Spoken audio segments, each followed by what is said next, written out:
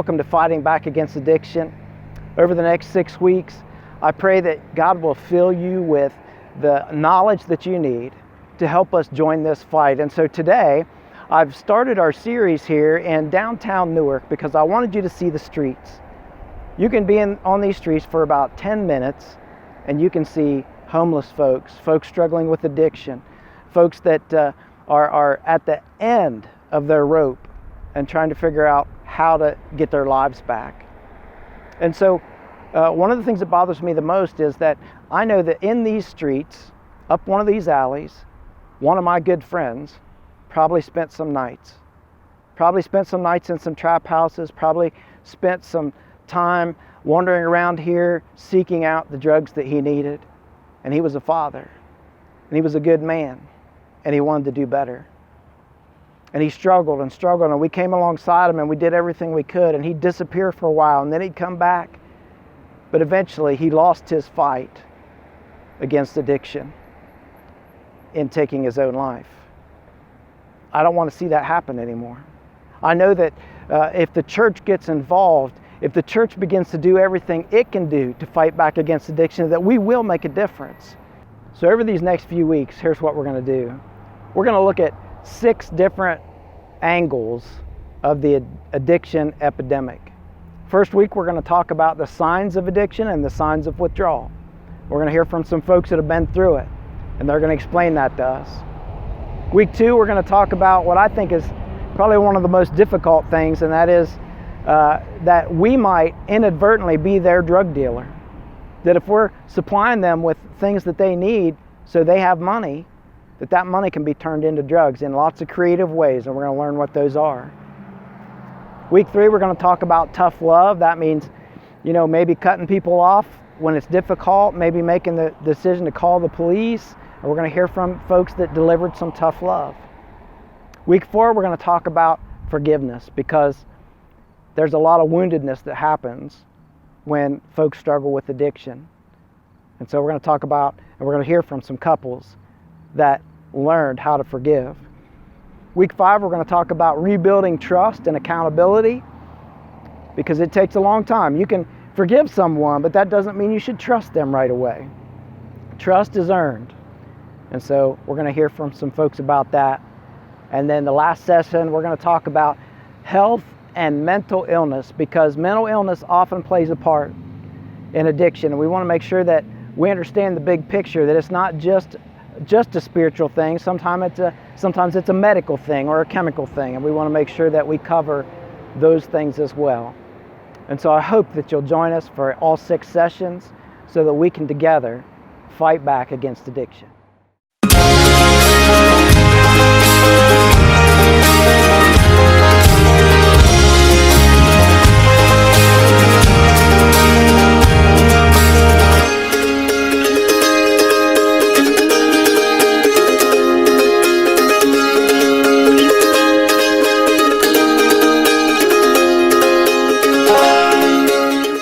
Welcome to session 1 of Fighting Back Against Addiction. Tonight we're going to be talking about the signs of addiction and also the signs of withdrawal. And we're going to hear some interviews from some guys that have been on the streets, they've struggled with addiction, and they're going to speak directly to us about the signs of addiction and the signs of withdrawal and how awful that can be. And so I want you to build an awareness so that you know how to spot and identify what these things look like, because no person in active addiction is going to admit that they're in active addiction. And so we've got to be able to see these signs. So tell me your names. Jeffrey Jackson. All right. EJ Snyder. Ryan Hansen. So I'm trying to help families understand the ins and outs of what drug abuse looks like, what addiction looks like, because there's so many people that hurt their kids more than help them in the process, because they just don't know how to respond to the whole situation. A lot of people are just in disbelief that their family member would even be using drugs. So what are some signs, clear signs that someone is using drugs? Yeah, like you're getting nervous, you're antsy, you're still hearing things. It's just like I don't know. I have problems with my breathing. You know what I mean? Like when I start coming down, I get so antsy, and it's just like everything's coming in. And Everything. that's meth. Yes. Does that? So how many days have you stayed up, Brian, on meth? I've been up 15 days. The last time I was up that amount of time, when I crashed, I woke up in a field with one shoe missing. My shirt was gone. I have no idea how I got there.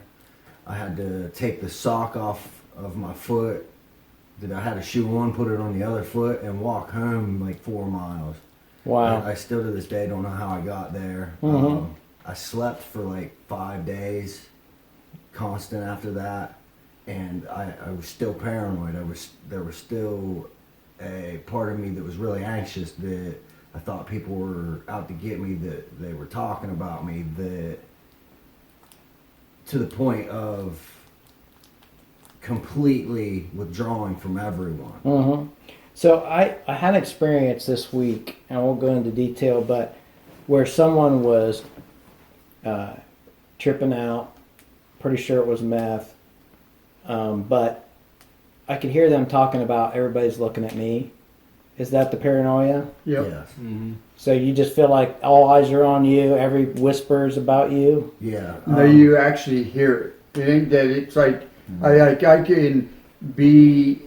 I'll be right here and I'll be watching TV and I can hear you call me. You know what I mean? Talking to Drew, saying, "Oh, Jeff just did that. Did you just see what Jeff did?" And even though you guys didn't say nothing, Really? in my mind, I know that you sitting there been talking about me. Really? Yeah. So that, I mean, to just for family members to just know that if their loved one is acting like they're the center of the universe and like everybody's talking about them, thinking about them, Mm-hmm. against them, then those are good signs that something's not right. Yeah. Yes, I've had experiences where I've had a good conversation with my friends, knowing nobody has any ill will towards me, and immediately I walk into the other room and I can hear them. I can physically hear them saying things about me, although they're not talking. Yeah. They're not saying anything at all, but I can still hear them. Wow. There's a psychosis that meth brings on that causes a paranoia that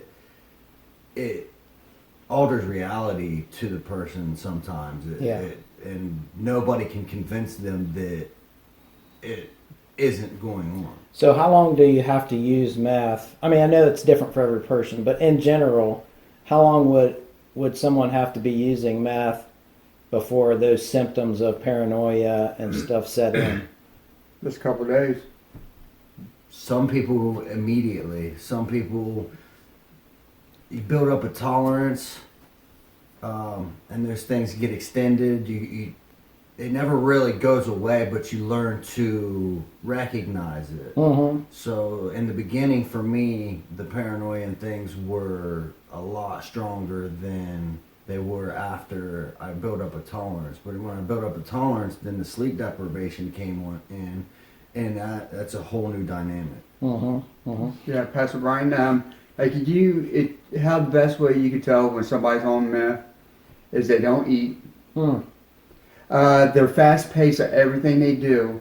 They're not slow of nothing, Okay. and they're like that all day. Okay. You know what I mean? And you can tell somebody, normal person or whatever. You can tell by their actions when they're starting to hurry up, run in there, hurry up, bounce back. Got a fast pace through their walk. You know. Yeah. They grab things quick. They're always in not normal motion. Okay. Okay. And that's definitely a good sign. And they don't get tired. You know what I Wow. mean? Like, somebody out working, they should be getting exhausted a little bit or whatever. They're not. So if you got a kid or that's out working all day and they come home and they're still energetic, Yeah. then that's a sign. Yeah. Do you think that? So what are some of the physical signs? Like just by looking at someone. What about pupils? What about spots or sores or what are those with meth? Depends what with meth. One thing would be your teeth. You start to let go of your teeth. You're doing so much you forget to take care of yourself physically. For example, brush your teeth. Comb your hair. you know, your eyes get real dilated. You pick your skin constantly. You get kind of sores, or Why do you pick your skin? you're just fixated. You're speeding so hard that you see one spot and you just get lost and wrapped up into it, just picking it, and before you know it, you pick the skin off. You're just bleeding. Yeah, you really don't even know it. Yeah. Really? Yeah, like you be sitting here all day, and I'd be constantly just doing this right here, and I'm doing it so hard, but Didn't realize it. I don't even realize it before I know it. I got a little, I Yeah. got sore. Mm-hmm. And I was reading online that opiates affect your pupils different than meth. Like the ones that speed you up, they make your eyes not dilate but constrict. Yep, But then the opiates vice versa. make them get big. They dilate. Heroin makes them small too. Oh, it does? Yeah. Heroin makes us small. Meth makes your pupils big. That's right. I had it backwards. Yeah. There is a concept that people think they see shadow people during use of meth, and it comes from the pupils being big and the way the eye reacts to the light. The Oh. light jumps, Yep. and it causes people to think in their peripheral vision that there's movement. So let's go back to opiates for a minute. What are some signs that someone's using opiates? Sleeping a lot, tired. You know, you might be able to catch them just sitting up, falling asleep, or nodding out. Isolation's a big one. Isolation. What about paraphernalia? What kinds of things might you find? Tin foil, you know, whether they're smoking it or cut up straws, they could be snoring it, or spoons from shooting at needles. You Okay. can take it every other way. Ripped up filters from cigarettes and stuff. Ripped up cigarette filters. And what are those? Q-tips. Q-tips can be used as filters. Cotton. Tell me about the filter. What do you mean you got to have a when you filter? melt the heroin down in a spoon, you don't want to just draw back the straight liquid, so you throw a little piece of cotton ball or a little cotton in a cigarette. If you don't have none, you can use that, or you pull off some of a Q-tip and throw it in the water, and then you stick your needle into the Q-tip.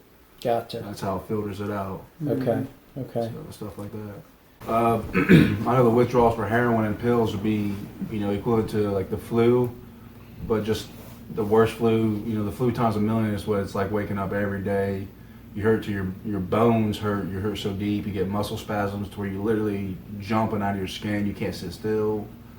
You can't sleep. It feels like your eyes are sucked in the back of your head. Do you vomit and You stuff? vomit. You cough. You poop a little bit because you got diarrhea so bad. Yeah. It's just, you can't do nothing. Just the smell of anything makes you so nauseous, you puke.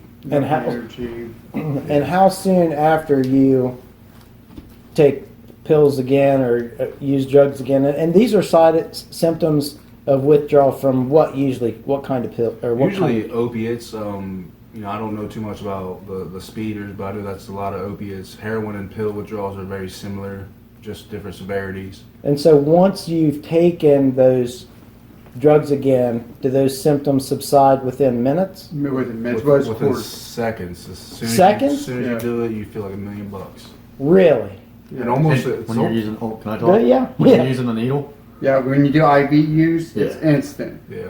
When you take some Wow. pills, you gotta wait for it to get in your bloodstream. Yeah. But as soon as it does, then once again, and that's why I try to explain to my aunt, it's like you having the worst flu ever, and you know that you go to a doctor and give him $20 and get you antibiotic to get better. Mm-hmm. But unfortunately, ours is it goes every day. Yeah. Yeah. Yeah. Ryan, when you've experienced withdrawal? Yes. And Experienced withdrawal from methamphetamines and heroin. And what's meth withdrawal? Is it similar? There is some of the aches and pains, but the withdrawal physically is a lot different, but mentally you have a lot of paranoia. Mm-hmm. There is sleep deprivation causes a lot of constant sleeping. If you don't have the drug to get high again, you will sleep for a long period of time, only to get up to go to the bathroom, to eat real quick if you can eat, Yeah. to drink water.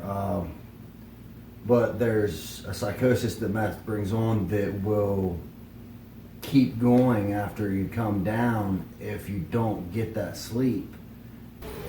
All right, so when you were living at home and you started going out and using and stuff, experimenting, how old were you? See, 20, 20? 21. Okay. So what kind of led you to the point where you had to seek help and kind of surrender everything? What stuff went on in your life? Combination of stuff. Mainly, not being able to start paying my bills. I was missing bills. Not being able to get to work on time. So you were living at home, but you had bills to pay? Yeah, I had college, car payment, phone, credit cards. So your mom and dad were trying to make you be independent Yeah, on those yeah, things, they which weren't. is great. I mean, that's Yeah, they weren't like, talking me into staying at home or anything like that. It was just that was what was convenient. I was they didn't see any reason for me to need to be on my own. yeah, I was pretty sneaky, so they didn't know exactly what was going on. So, yeah. and they knew I'd flirt around, I'd drink and stuff, but I wasn't about to tell them I was doing heroin. Right. So. And were they pretty blind? I mean, do you Um, think they could have seen the signs if they were schooled? Yeah, absolutely.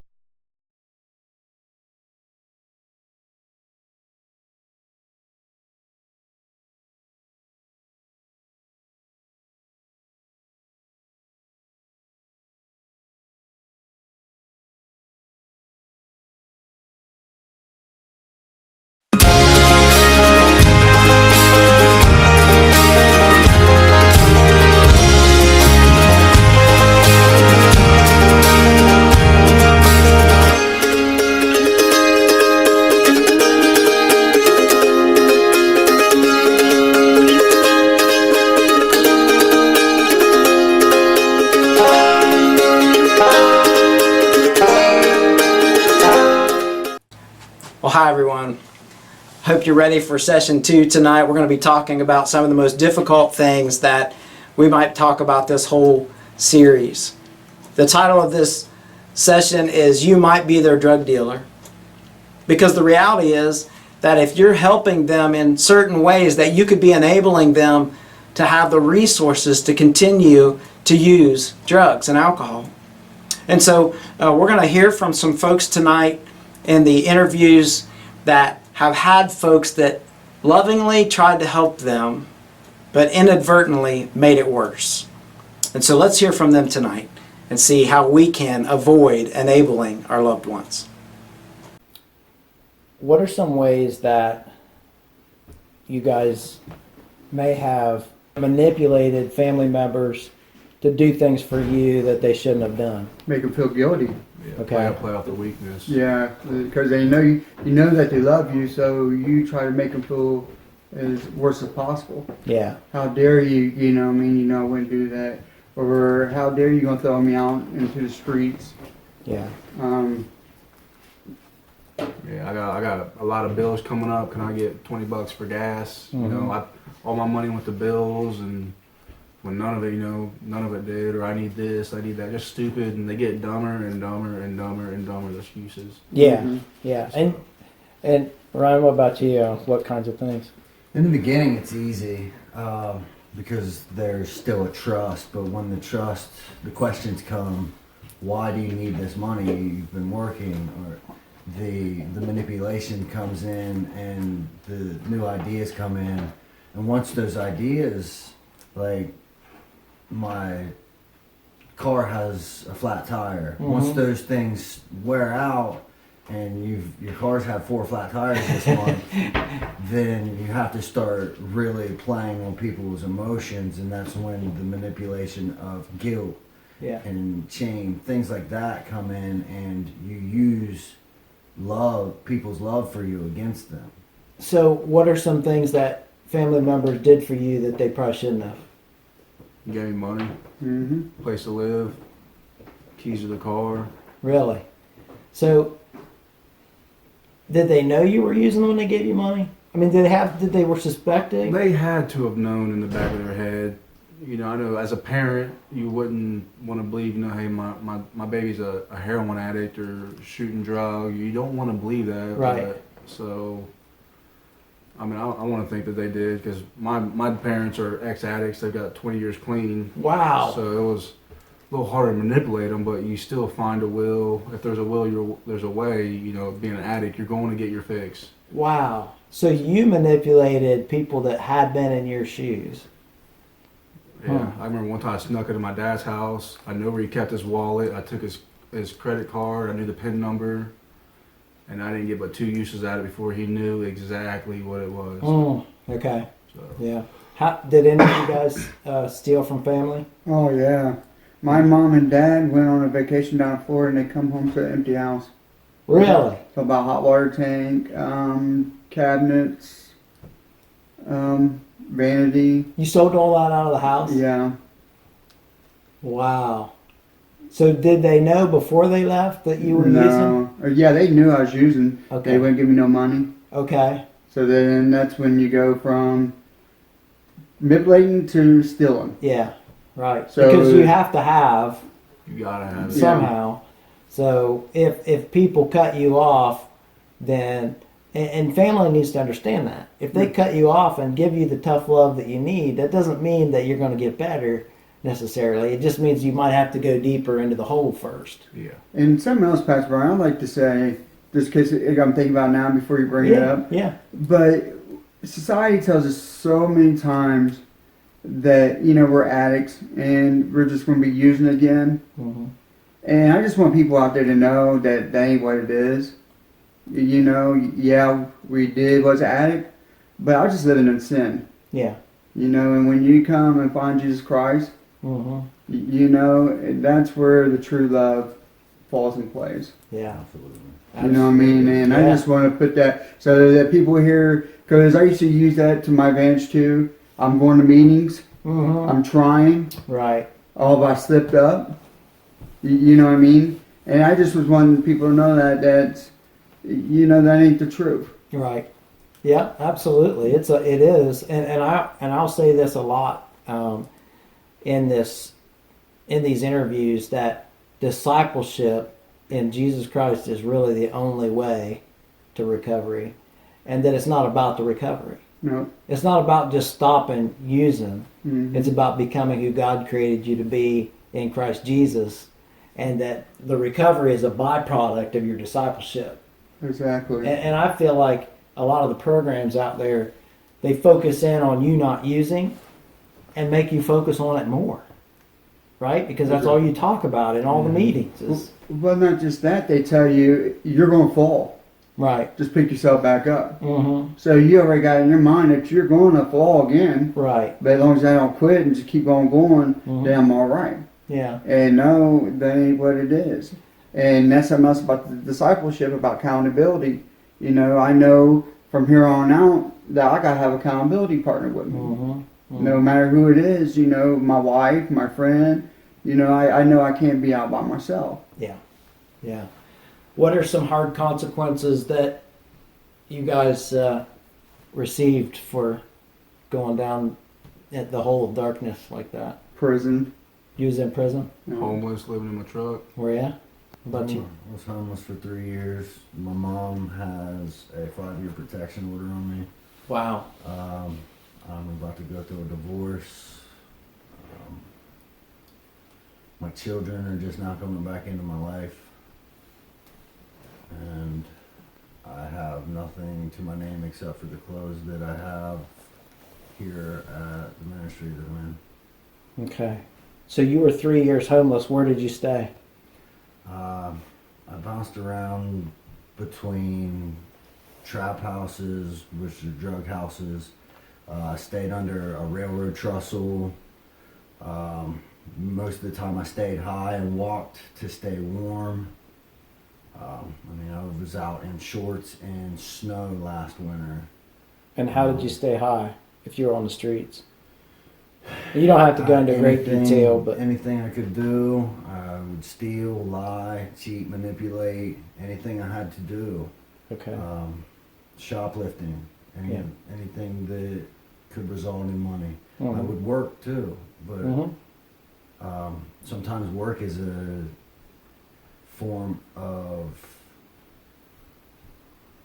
Just a pathway to getting what you need. what's the word I'm looking for? I don't know. Enabling.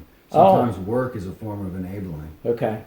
So, in other words, if you're using and somebody's like, well, if I just, in other words, people might think, well, if I just get them back to work, everything will, I think that's one of the fallacies too that families have, and you confirm this if I'm right.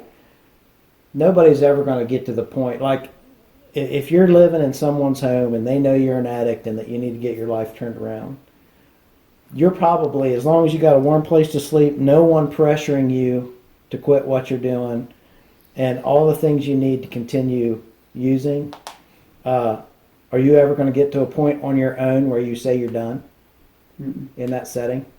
Why would you? Yeah.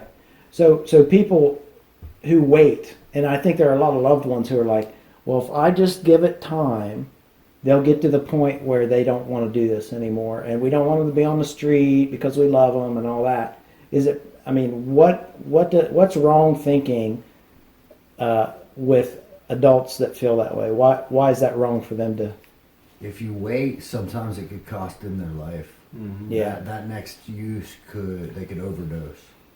That Yeah. very next instance where they decide to use, you could lose them for the rest of your life. Well, and the truth is, they could deliver tough love, and their loved one could still overdose and die. Absolutely. But They can stay there and they can die too. right, death is going to be between them and God.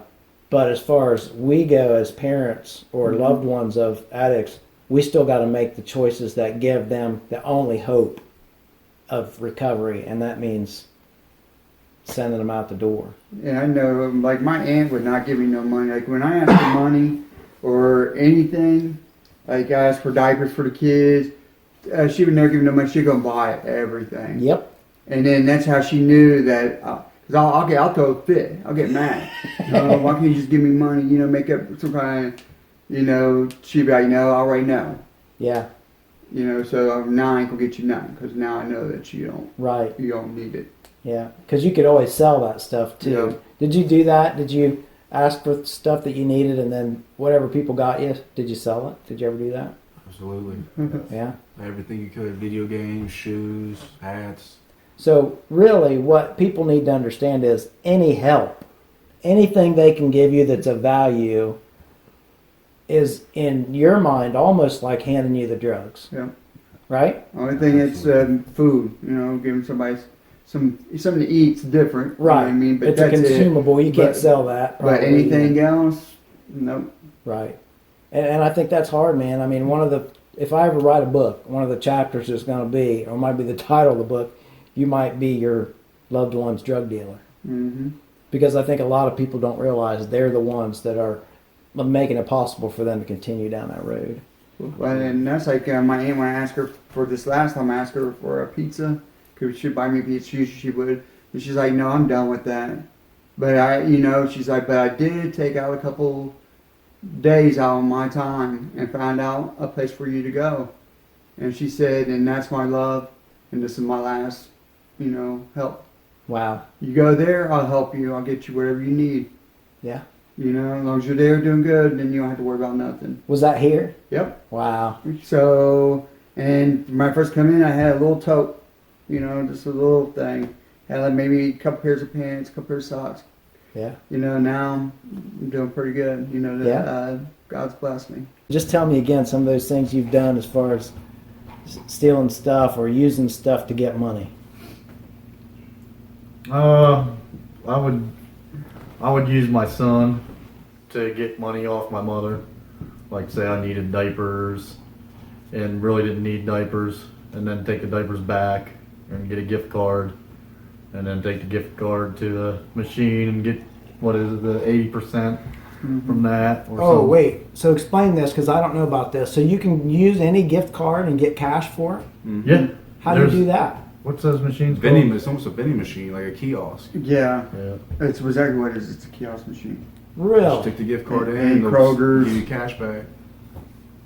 So anybody who says, "Well, I won't give them a way to get drugs. I'll just give them a gift card." That's not just gonna Oh, work. get I his love money. it. You can That's- look at them lines for the machines and just see a line of people just tweaked out. Really? Wow. Okay. Or steal cell phones.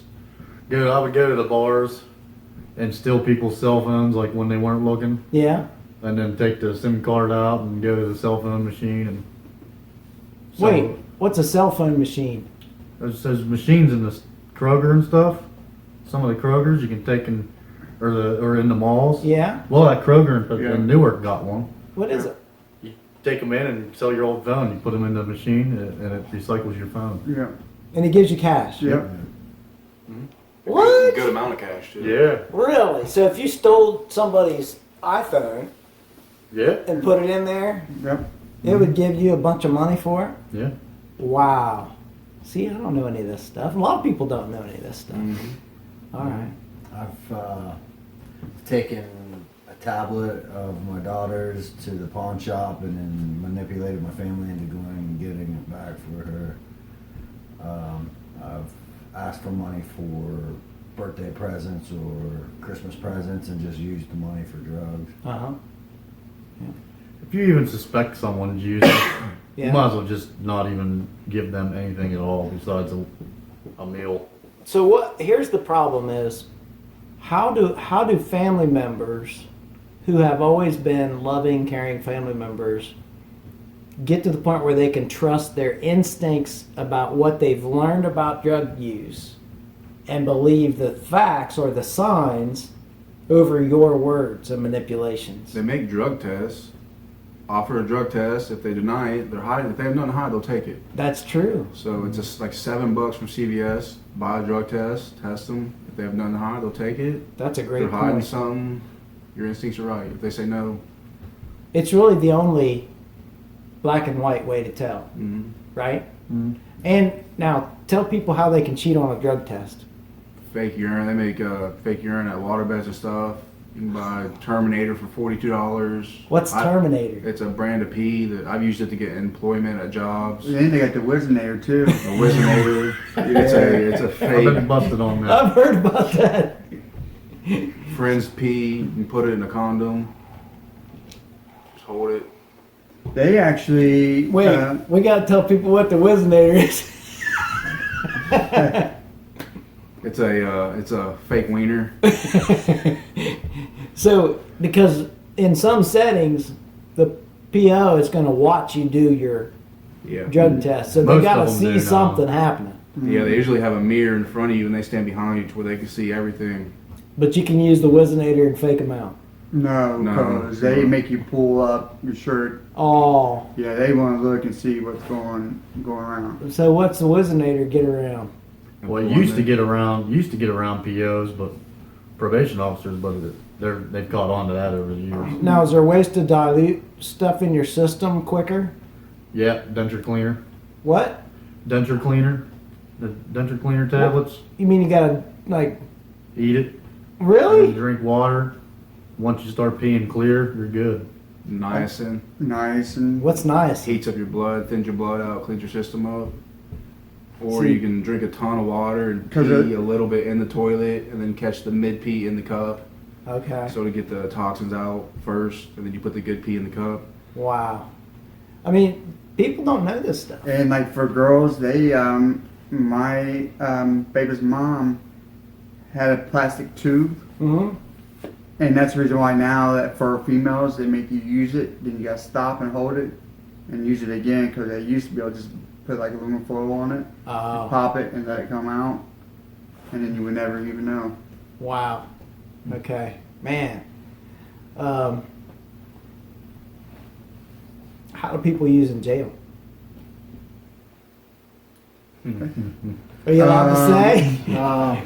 Are you allowed to say? They get it in from the girlfriends usually or one of the guards. When I was in jail, I had it brought in with on my glasses, reading glasses. Oh, really? Took the earpiece off, stuffed them with Suboxones, and stuff them back on there. All right. Most people, well, like in county jails, they use each other's meds, cheat Oh, their meds, and a lot of people were on meds and stuff. so they just save them up, sell them, Mm-hmm. so they're getting the money. Yeah, High dollar. Really? especially for sleeping meds and stuff.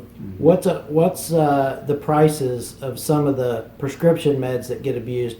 What can you pay for a pill? Well, Suboxone goes for $8-10 on the street. You can go for $150 for half of one.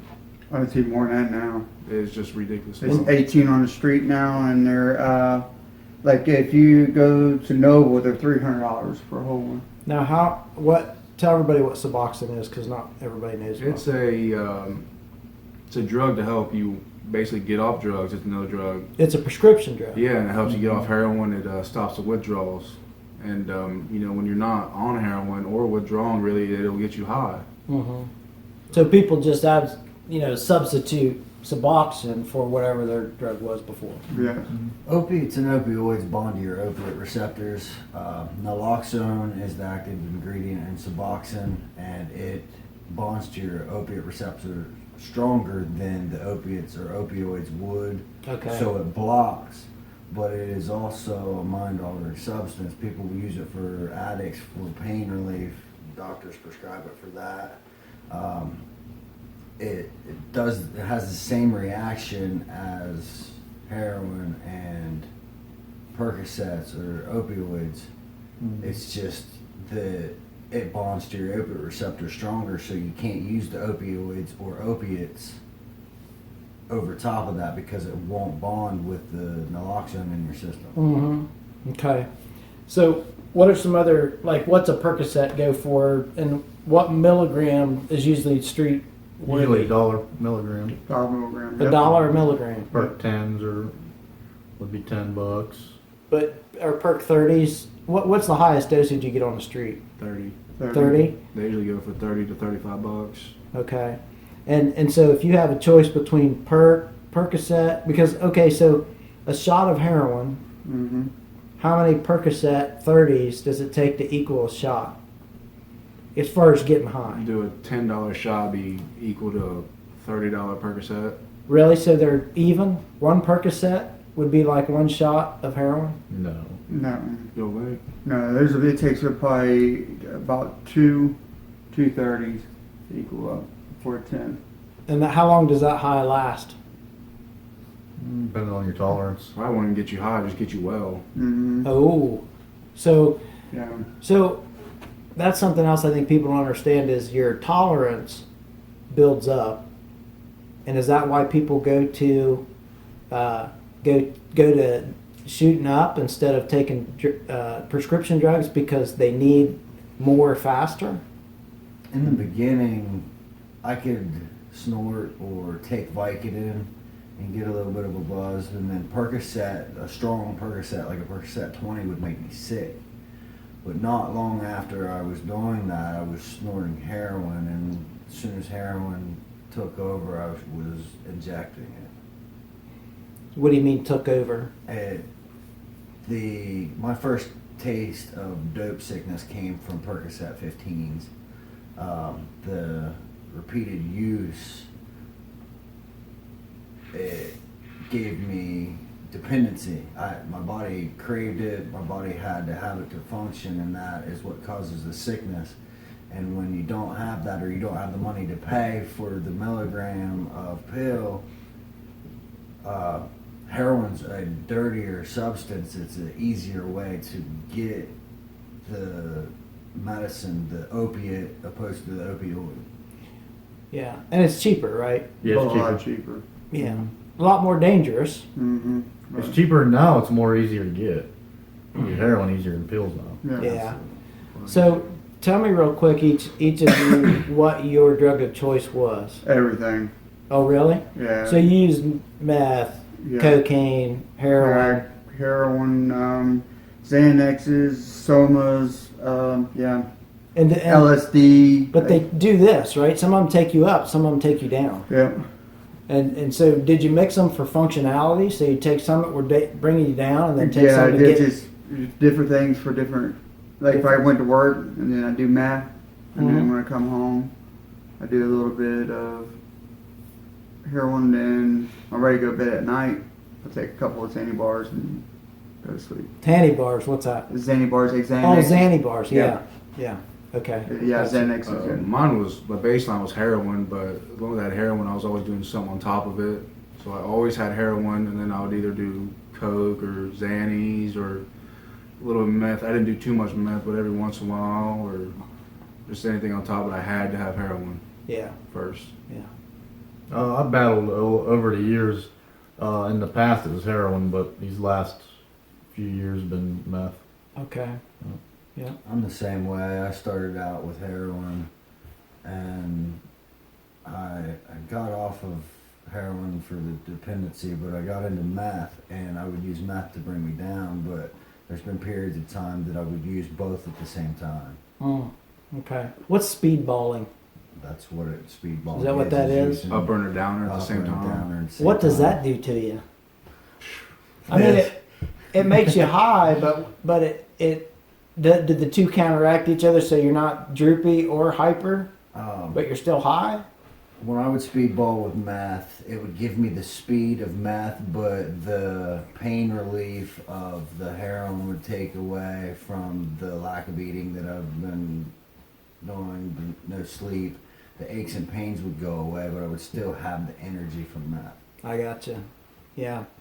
And what's coming down off that? I feel like, Death. really? It's even worse? It's not fun. Yeah. Once I got high, I didn't want to come down for that reason. Yeah. Mm-hmm. Okay. What else should family members know, you think? I mean, Their loved one will thank them in the end after it's all said and done. mhm. It'll be terribly, terribly hard in the beginning. They'll tell them they hate them and they'll kick and scream, but in the end, they'll thank them. Mhm. Tough love is kind of like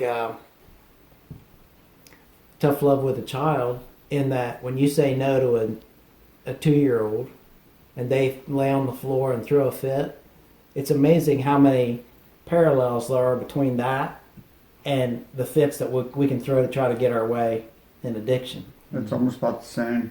Yeah. Because they say when you start doing drugs, like a lot of it, then you start getting, you freeze there. You don't get mature. You just live right there in that Yeah. time frame. I've heard that your level of, is it intellectual and social maturity stops? Arrested development. Arrested development. So, Your loved one will look you right in the face and lie to you. And it's not that they don't love you; it's that they can't help themselves but lie. right. You know, Yeah. the fear and the drug takes over. Hmm. It's hard to accept that when you're on the side of the table of the parent or the brother or the sister or the uncle that's clean, that's trying to help someone.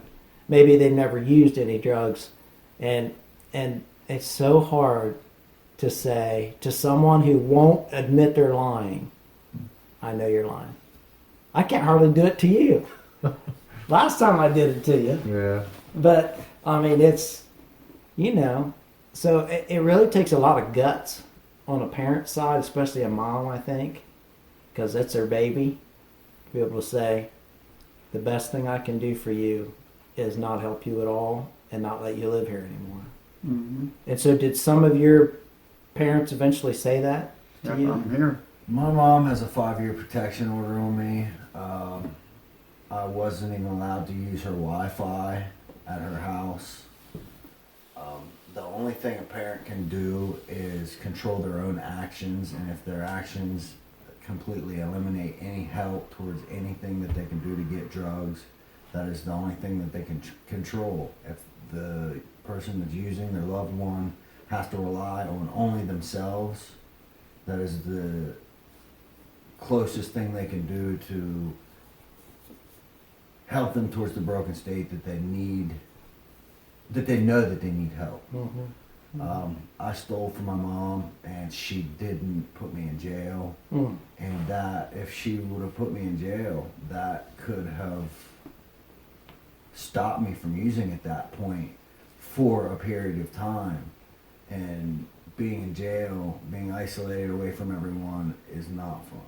But I know it's not fun for a family member to put you in jail, and everything in society is going to tell you that you're doing wrong by putting your loved one in jail. But if they're going to steal from you repeatedly, then by not putting them in jail, you're enabling them to keep doing that. Yeah. Well, I would believe in a certain situation like that, I would come up with this spot here. Either you want to go to a ministry, or you want to go to prison. You make the choice. I don't care. Right. Either way you go, you won't go one of them. Right. Absolutely. You Absolutely. know, which I prefer to come here, Right. but it makes it a little bit more, you know what I mean? But there's a lot of people that would choose jail over recovery Oh, it's a lot easier. because you just got to do your time Yeah. and get back out and start where you left off. hmm What did your mom say to you? It was actually my dad. Your dad? I was just moved back in with my dad. He actually just got out of rehab. He's doing all right. And then I would sell. He had a PlayStation for his my brother's kid, a PS4, and I would take it and pawn it. And then when I got paid, I would get it out of pawn. And so I noticed he'd come in my room and check, and he would just leave, wouldn't say nothing. And then the day I pawned it, he came in and said something and grabbed my arm and looked at the inside of my arms. Said, "You gotta go, dude. You can't do this no more." So he watched me pack my stuff and load my truck up, and I was leaving. I just see him out the blinds looking, and I know my dad had tears in his eyes. I could see him, and Yeah. I could tell it hurt him real bad. Yeah. So me and my dad, my other two brothers aren't close to him, but me and my dad are best friends. Wow. And so I've been doing the rehab thing for almost 2 years, and he's stuck with me right by my side.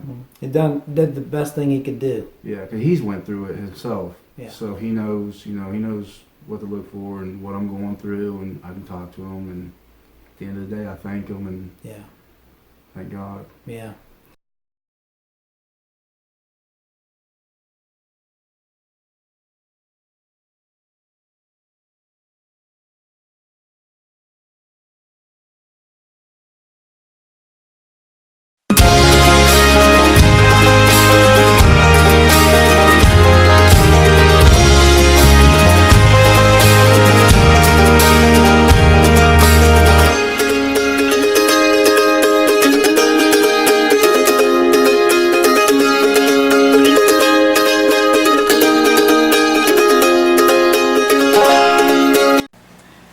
Well, hi everyone. In this session, we're going to talk about tough love. Tough love is something that I believe that many family members and friends of addicts struggle with because they feel terrible when they don't help or when they say no. And so we're going to hear from some folks that had to deliver tough love and the results of tough love. I absolutely love this couple. They're friends of mine, and so I can't wait for you to hear their story and hear what it took to help him have a turnaround in his life. Tell me a little bit about when you guys met and how you got to, you started dating and all that. I was with someone else at the time, and my boyfriend then needed a truck. So someone said, "Hey, go see Scott Hookrattle at Reichert." I said, "Okay." So I went in there, and that's the first time I had ever met him. Okay. And did he sweep you off your feet? Well, he really didn't have a chance to. He was in his sales mode. So, but I bought the truck. Oh, well, there you go. Yeah, but that's when I had first met him. Okay. All right. And what did you think when you saw her? Well, actually, when she went walking back out through the showroom, I slid out from behind my desk and I looked at her.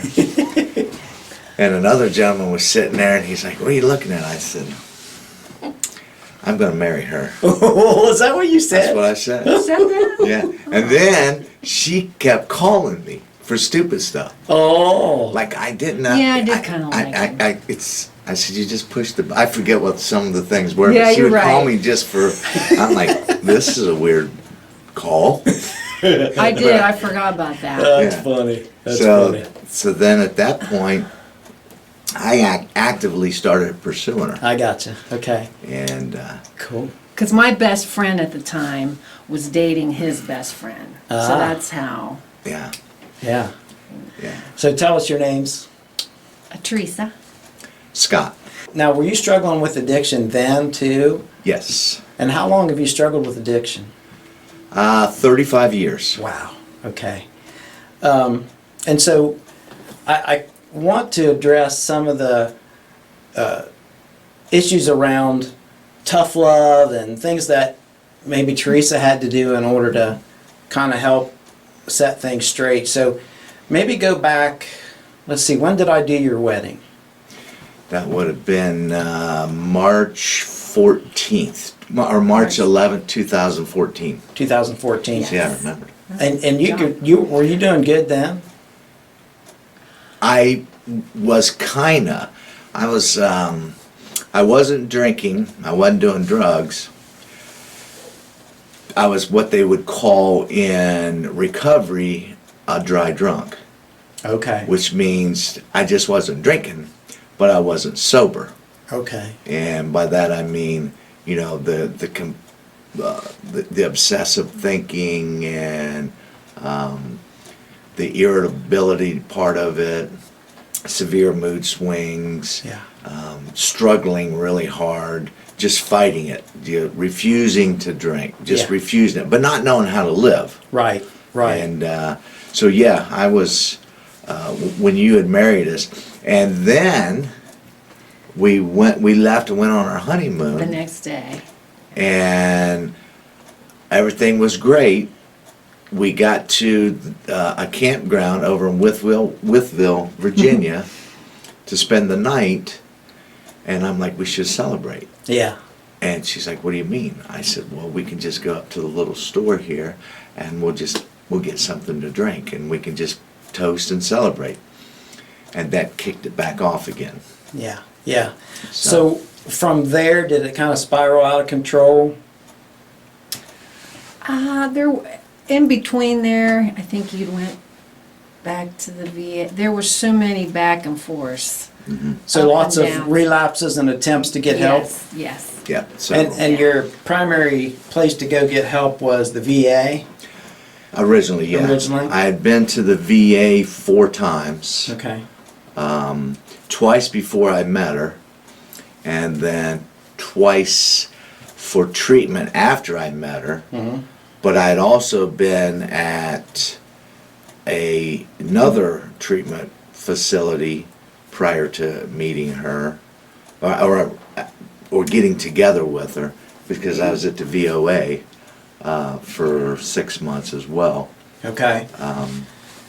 So yeah, it was always up and down, up and down. So was there And lots a lot of promises. Yeah. So there was lots of times when you guys were having tension because in the marriage because you were up and down, and was there a lot of manipulation and lying and hiding? Yes, and I always knew the minute he'd walk in the door, he thought he was hiding it. And, yeah. But I could tell by his body language. that The he'd been moonwalking. drinking. She's like, Just you've been his whole- drinking.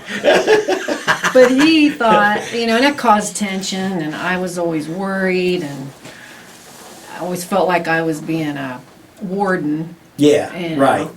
Right. And Did you do things like look at his phone and stuff and try to figure out where not- he'd been or? yeah, when he got into the drug part, he'd fall asleep or pass out, and I'd look at his phone. I Yeah. could tell he didn't know how I knew how to do it, but I could tell where he'd been. Oh. That location. thing. Oh. Yeah. Yeah. So then I knew I had a little. I didn't let him know that. but Right. I felt like I had some control. Yeah. of it. Okay. So Yeah. tell me the worst, like when it got to the worst point and you were disappearing. I think that happened around Christmas time. Right after Christmas. And what year? 2000 and Chelsea got married. yeah, so this is 2018. So no, it would have been 2016. Yeah. Which Yeah, she just brought up a good point. Okay. So I had decided that I was going to quit drinking again when my daughter was going to get married and down in Nashville. And I wanted to give her a wedding, I a remember nice that. wedding. I remember that. And so I saved my money and I spent a lot of money on it. And I thought this is going to make everything great with us. And so I didn't drink for like 6 or 7 months. And then we went down there for the wedding. And it was nothing like what I thought it was going to be. And at the time I didn't know it was poor pity me. I was thinking, you know, what did I do wrong? Yeah. And so it was a big disappointment because it was nothing like what I was I thought it was going to be all kisses and hugs and I love you, Dad. And it was sit in the back. I don't want you to walk me down the aisle. Yeah. So it was, you know, it was a really big disappointment for Yeah. me. And so that gave me the excuse when I came back, because that was in 2016. December though, wasn't Oh it? yes, it was the end of. Yeah, and so I decided, well, you know, the marriage went good. I gave her a happy marriage, and so I don't have a reason to not drink. Yeah. And I started drinking again. Yeah. And that really was kind of when it started to Yeah. really go south, Yeah. was that point. So tell me, Teresa, tell me what that season looked like as far as when he was home, when he wasn't home, you know, when you knew where he was, when you didn't. Well, it all started when he was working in Hebron. And when he was coming home later and telling me he was working late and had to go look at a motor home because someone was trading it, I said, okay. But then I called over there and I said, hey, is Scott there? And he said, no, he went home early. I said, really? I thought he was going to Chillicothe to look at a motorhome. And they said, no. I said, okay. So that's when it all, and then I think that's when you didn't come home for a couple days. Yeah. And So that's when the drug thing came in. He was going to wherever. and you were getting involved in some pretty bad stuff then. hmm What kinds of things did you do? Well, you know, like she said, I would, for me, I'd have 2 or 3 drinks, and then I would be gone. So it went from drinking to isolation at home drinking to then I would have a few drinks either before coming home or when I got home if she wasn't there, and then I'd end up in a crack house. And I'd be there for 3 days, 4 days. She would be calling, leaving me messages, and you know, after about 2 days of that, you're like, well, I'm not going home. Right. I don't want to go home and face that. Yeah. And so I stay out longer. And then I would end up coming back home, and you know, I hadn't eaten for 3 or 4 days, haven't slept for 3 or 4 days, In the same hadn't clothes. showered, same clothes, stinking, unshaved, not hadn't brushed my teeth. Yeah. Several hundreds of dollars less Yeah. in my pocket. And, you know, I'd come home and she'd just look at me. And I'd take a shower and get cleaned up, and I'd go to bed, I'd get something to eat and go to bed, and I'd sleep for, 12 hours. Yeah. Prior to that, I would be able to control it to where I could get up and go to work. Yeah. And then it got to be where I wasn't going to work either. Yeah. And then so after I'd get about, 12 or 24 hours worth of sleep, I'd drink again because I was going through the shakes and withdrawal, Yeah. and right back out again. I did that every week. I remember for- that. Yeah, Oh, for for- 2 or 3 months. So what did you do? How did you handle that? a lot of praying, and I had the recovery group that you had here at church that really helped. Mm-hmm. I exercised a lot. I just had ways of trying to think, oh, this is just, eventually he'll smarten up. And, Yeah. You thought it was a phase or something? Yeah, I think I kind of did at first. Mm-hmm. And then it just kept going downhill. Wouldn't come home for 4 or 5 days. And that's when I thought, this is really serious. Yeah. And I even drove to where, because on his phone, Yeah. Yeah. I even drove over to see where he was, just so I kind of knew it set in more, Right. seeing it, Right. the hotel he was in, and the neighborhood. Yeah. And that's when I'm like, okay, he's either going to die or I'm going to get hurt because of the people he's hanging with. Right. Because he told me they stole his wallet, knew where he lived, Yeah. his address. So that's when I thought, okay, I got to start thinking of myself. Yeah. So And what did that's you when- do? What kind of what conversation did you have with him about what you were going to do, or did you just take action? No, I would, and then I'd just get mad because I could tell in his demeanor, it was like, Yeah. I was nagging or, Yeah. right, you're not going to leave me. That's the And I kind of didn't attitude. think she would. You didn't Yeah. think she would. And that just She made me did. mad. It made me very angry, and I thought, okay, I don't want to say anything I'm going to regret.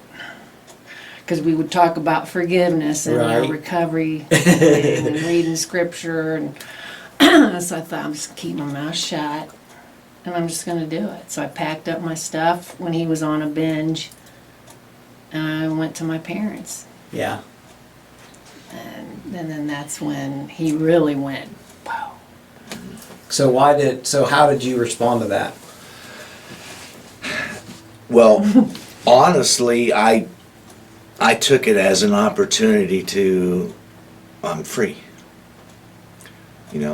Now I don't have anyone to answer to because I had lost my job again, the same company, twice that year after Christmas, and then I lost it again in September, which is right after she left me. So I had no job. She wasn't there to hold me accountable. There was no one to hold me accountable. And so I took it as an opportunity that I'm free. And that's really what I did. And that's when things really, really got bad. That's when, getting shot at, pistol whipped. I'd been run over by my own car, by somebody I let borrow my car. Because you trade it for drugs. Right. You Yeah. trade what you own as a Uh-huh. resource for a little while. So people were probably running drugs in your car, Yes. Yeah. and that's how you got the drugs you wanted. Yes. Yeah. And and then that went on for a while, and I think I even had contacted you a couple of times. Yeah. And it got to the point where I think your last text message or your last voicemail to me was kind of stern. And I'm like, so I'm done with Pastor Brian now too, Who's because next? he's not listeting to me. No, He don't I'm feeling care. sorry Nobody for you. cares. You know? Nobody cares. And it went really downhill quickly, and that's when I actually had taken a razor knife to my arm Yeah. and didn't know that I did it. And when I woke up the next morning, I had blood all over me, blood all over in the sink and in the bathroom. I'm like, what happened? And I looked, and there was a knife on the sink with blood all over it, and I'm like, okay. Well, she had come over To and get close. Sometimes I would go just to check. Yeah, And right. I was worried. Yeah, And I I was was- basically contemplating suicide. That's where I Yeah. was at. I was Yeah. at that point. Yeah. Yeah. But I would come over, and then I saw that blood, and I asked him when he called me 3 days later or whatever, and he said he didn't remember. Yeah. And then there were burns on the counter from crack pipes, and Yeah. because he'd started smoking at home because I wasn't there. Right. So he didn't really have to keep going to the hood. Right.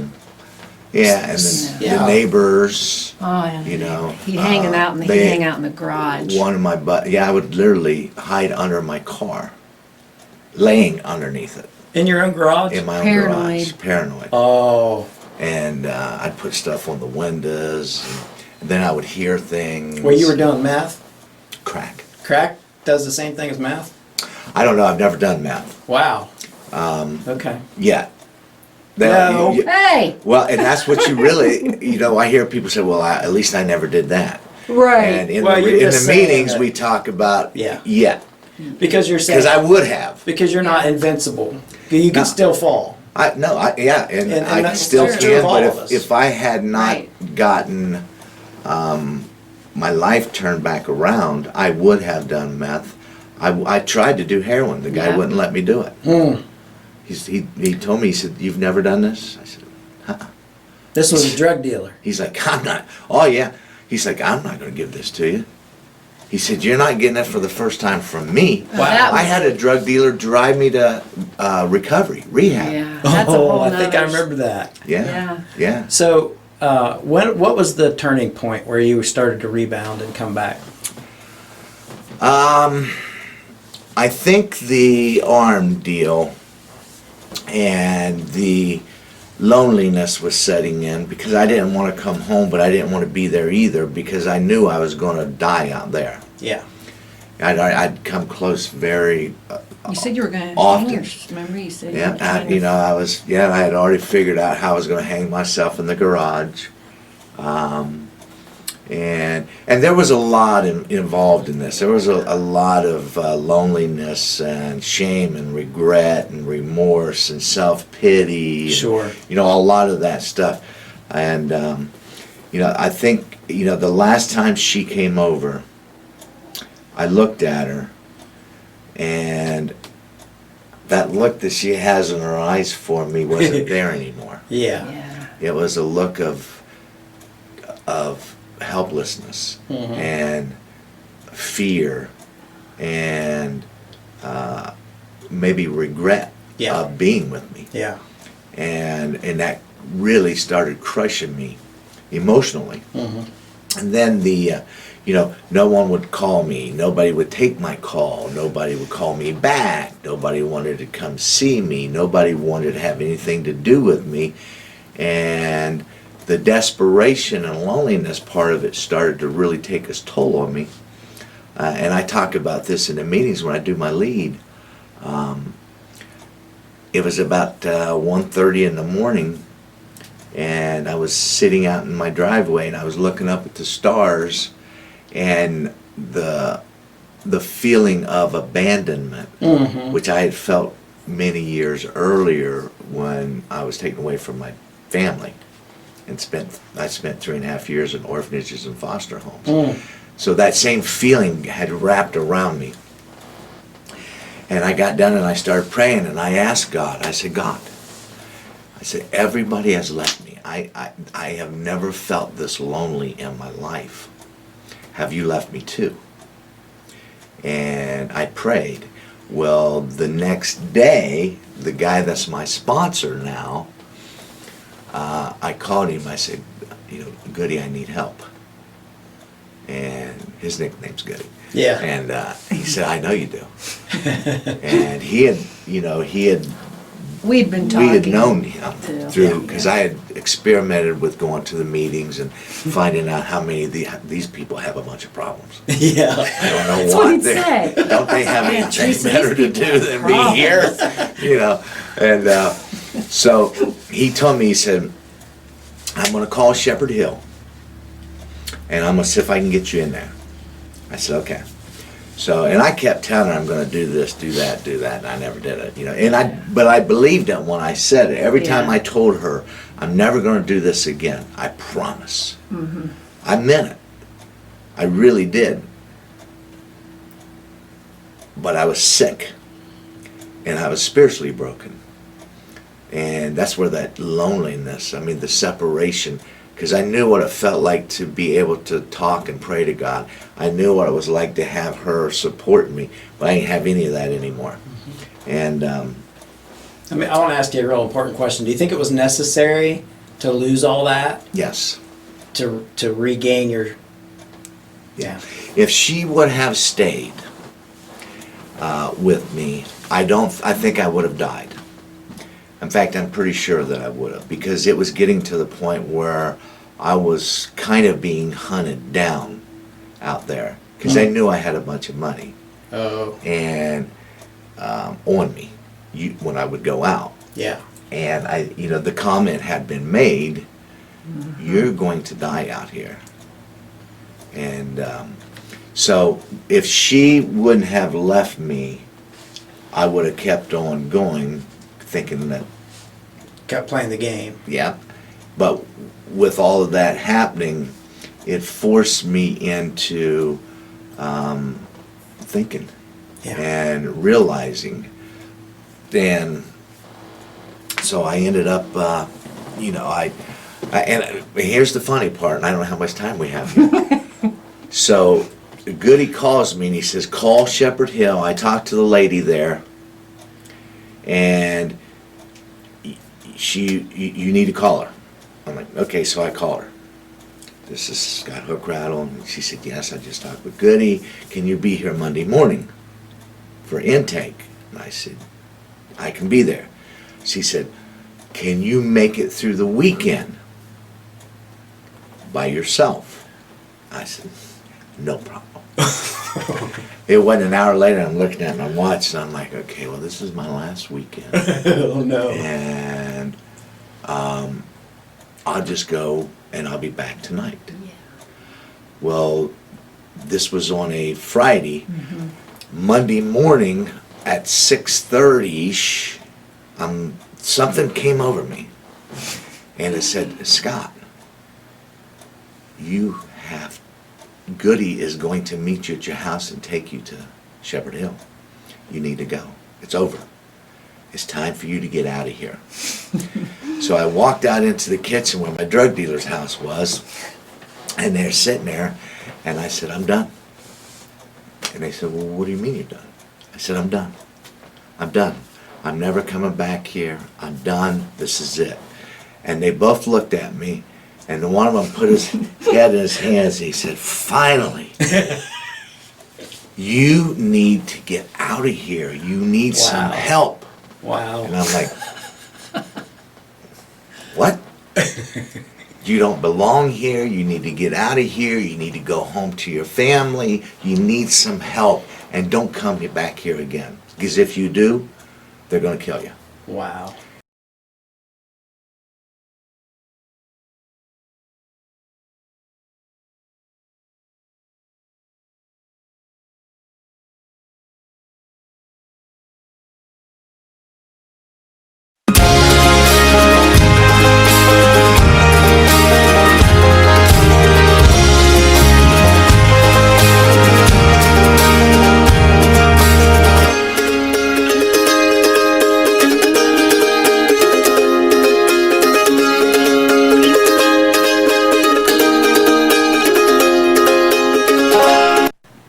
Well, hi everybody. Tonight we are on to session 4, and we're talking about forgiveness tonight. Forgiveness is critical for folks who have addicts in their families to begin to get to the other side of this painful journey. Even after someone is beginning to be clean in their life and not use anymore and recover, there are forgiveness issues. And so tonight we're going to talk about those issues, we're going to read some scriptures about those, and we're going to hear from some real life folks who have forgiven their loved ones and moved past the woundedness. How long had you been struggling with addiction up to that point? I started struggling with it before my surgery, while I was still in the Marine Corps, which would have been late 2009. Then through my surgery and through recovery through my surgery. So it was late 2009, so 2.5 years about. Okay. Yeah, I was gonna say 3 because it was alcohol. Well, alcohol before that, yeah, so it was Yeah. probably about 3 years. Because there was a drinking culture when you were in the Marines. Absolutely, yeah. So when had the drinking caused problems in your marriage? Oh yeah, Very much It had- so. yes. Yeah. Okay. Big time. And when did you guys get married? 2003. 2003, August 29th, 2003. Okay, and so now fast forward, it's 2011, and you guys start coming to me. Mhm. So this is something that's been going on for quite a while. Yes.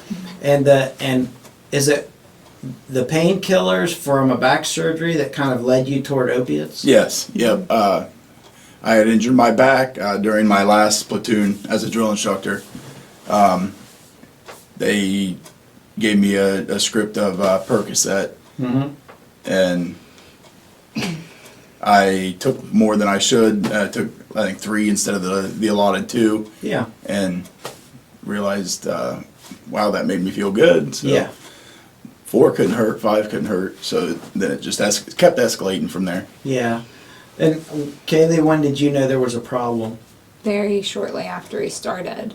Okay. I actually even called his doctor and said he's taking more of these than he should. Okay, and what did the Don't. doctor say? And he gave him another script. Really? Yes. He extra supplied. No. Yeah, well- Well, he gave him like a script when it was When it was time when for it was time for it, but he Oh. like I even like he would be asleep during the day and I would count them and I would say, look, it's halfway through his script and he only has 1 week left. He's taking more than he's supposed to, and they even verified that he was doing that, and then he would still go back and they would still give him Yeah. more. Now, did you lie about it? Or Oh, did you, yeah. Yeah? Absolutely, yeah. And even when I was in the Marine Corps, I doctor shopped, meaning I went to different doctors and got scripts from multiple doctors. Okay. So, what kinds of things did you do to hide your addiction? I obviously, I would lie constantly about it. Anytime I was confronted, I would get angry because I thought that was a way to deflect. Yeah. If I got angry, then she wouldn't want to talk to me about it. That was probably my main You just method. You didn't come around either. Right. He would leave a lot because he didn't want to be around us when he was doing it, so he would just go. Yeah. And so this all came to a boiling point when? In 2011. Yeah. Yep, in 2000, well, I got out of the Marine Corps in 2010. Lived with my dad for a couple months. Then we moved out to Pleasantville, the house at Pleasantville. I rang up a lot of money on the credit card that we're trying to pay off now. Like, how much? About 15 grand. 15,000. Okay. And that was after going through a $32,000 severance pay. Wow. And so that was all drugs? Not all. Not of all it. of it. No, Some of but- it was bills and some, Okay. Yeah. house payment and rent and stuff like that. But a majority of it was drugs. Yes. Okay. And then the credit card, and it came There were several boiling points. That was the first one. Was in right, 2011. right, because that was Because I remember there were some relapses. yes, Yeah, Right? absolutely. So, did you go to treatment? 3 times. Yeah, I went the summer of 2011 to the Coshocton VA, and then I relapsed a month or 2 after getting out of there. Went The back next year. and went back the next year, and relapsed the day that I got out. I lied about needing money to pay off a drug dealer, and I took the money and bought drugs.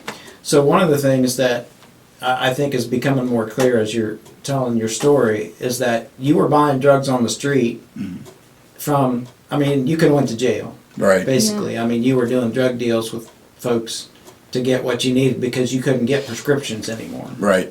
Yeah. Yep.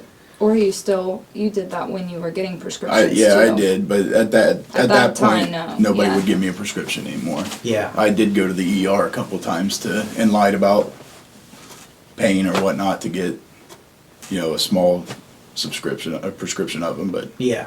yeah, So what was, Kaylee, in your mind, what was the worst, like the moment that you said, this isn't going to happen anymore? Halloween. probably. That we came to trunk or treat and he was mad. He would go, like if he didn't have pills or whatnot, then he would get really angry and would take it out. But I forget what year that was even would have been, 2012. And I told him he had to leave, that he wasn't allowed to come back. And was that the year? I remember you telling me a story about you being at home when the boys were younger, and they were out in the yard, and you were I was passed out. passed out. That was earlier, but that same year. That was that same year, yeah. Okay. And Yeah. so that was kind of a wake up call too, wasn't it? Yeah, If I remember. It was. Yeah. It was. I think that might have been one of the main starting points to this has got to stop. Yeah. For me Yeah. in my head. Yeah. So what did you do, Kaylee, to reinforce the idea that we're done having these problems? Well, he went to Chillicothe to detox that weekend. I took him and dropped him off. I told him he wasn't coming back home when he got back, that he had to prove that he was finished with it.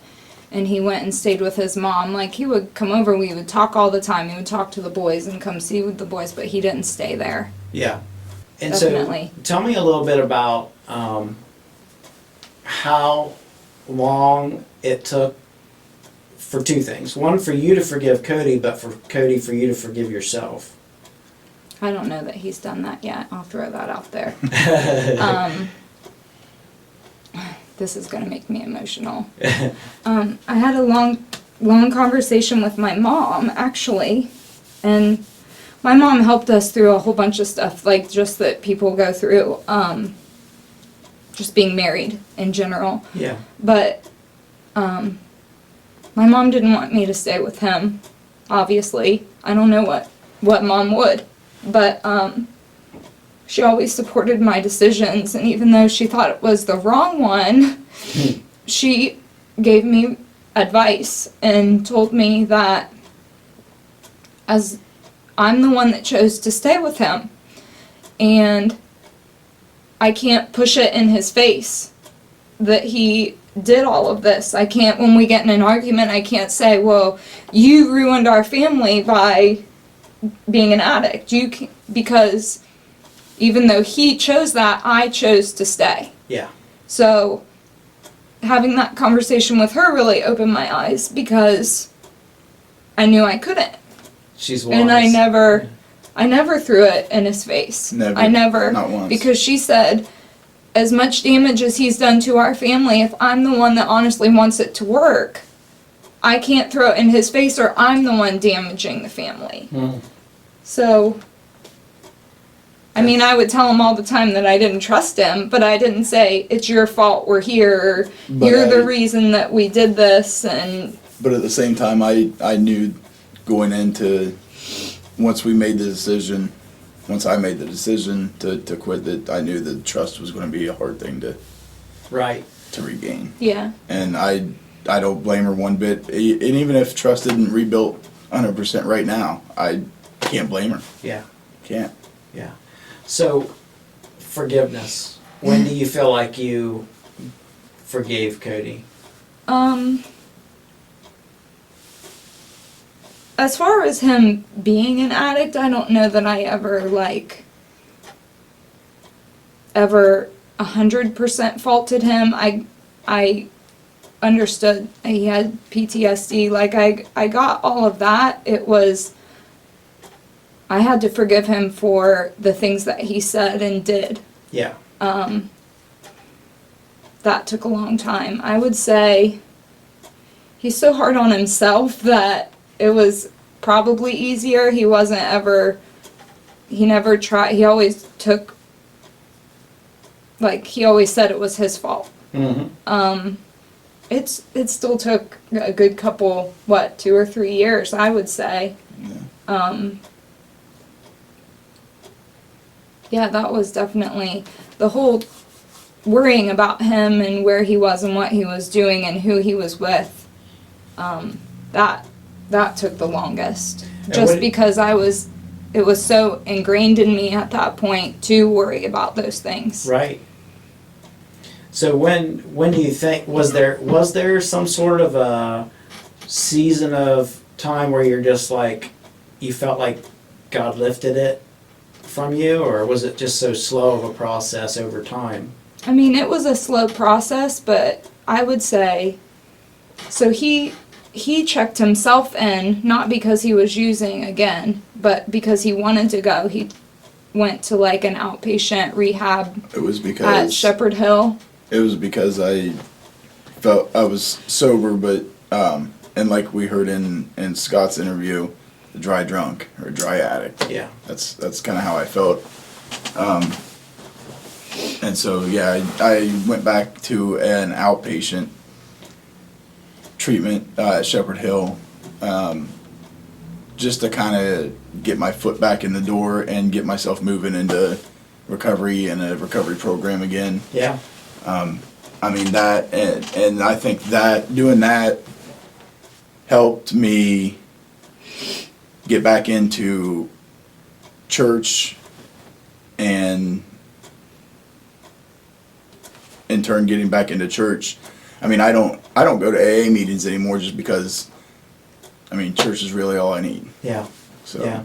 So, It was after that, though, definitely, that I saw a change in him. The big difference between that time and every other time he went to rehab is every other time he went, it was like he got out and he didn't want to share anything. He didn't want to share his stories. He didn't want to talk about who he was with when he used to use. He didn't want to do any of that. And when he went through that program, he talked to me about all of these things that he never would have told me before.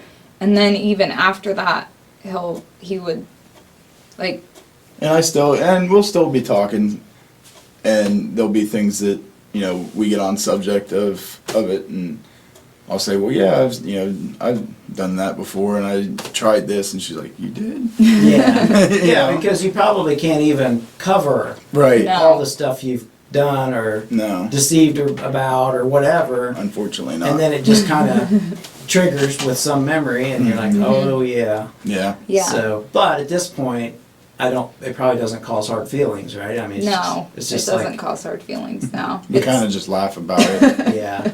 Yeah. I mean, that might sound sadistic to, No. to some, but No. But that definitely was the eye opener for me, where I was like, wow, I think he's really. I mean, he'd been like my biggest worry before that was he's gonna relapse, and I have to say that's always in the back of my mind even now. Like I know that is a possibility, but then it was like, well, he's really trying. And Cody, what about forgiving yourself? I don't think I can argue with her. And I don't think it's not that I haven't forgiven I don't think I've fully forgiven myself for absolutely everything. Yeah. And that's, I think there'll come a day that I will. Yeah. It's just, it's a long process, I think. Yeah. And I think that's okay. Yeah. I mean, I think that's normal, and I think that people need to understand that it takes a long time to forgive a loved one who's, wronged you in so many ways, and it's hard to forgive yourself because I think that's part of relapse is it's escaping from the responsibility of what you've done already, Yeah. and just saying, I don't have to deal with it now. yeah. Yeah. So, to be able to face it is really, really, really hard. Yeah. So, Absolutely. so what part has your relationship with Jesus played in this whole thing? I mean,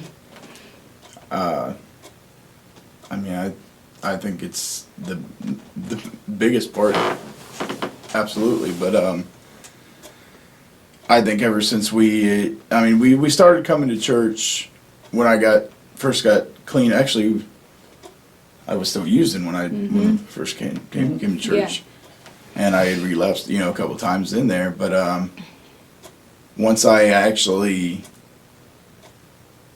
got clean, and we started doing the whole drug testing thing, and I think we both finally started giving more of our life to Jesus. I think it's grown us closer, big time. Yeah. We're 100% honest with each other with everything. We pray together at dinner. We'll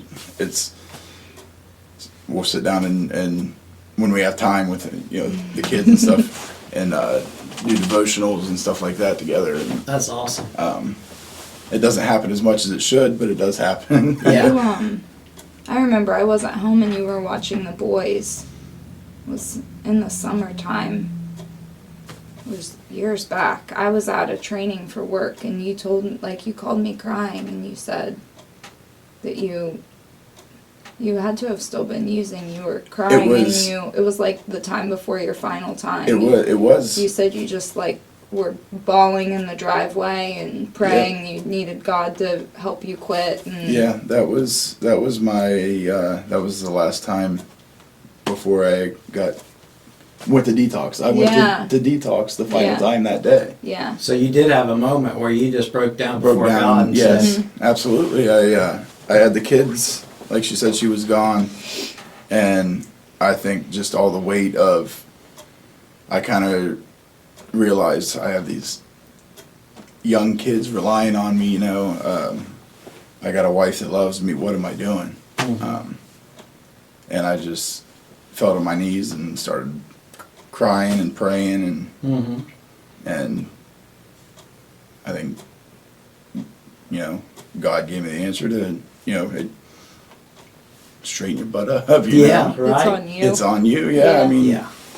And that's a huge thing. I mean, to accept the responsibility for the direction of your life, and for God to say, I'm going to help you through this, yeah, but I can't do it without you. exactly. You gotta Yeah, make I'm the not going to decision. do it for you. Yeah. Yeah. Right.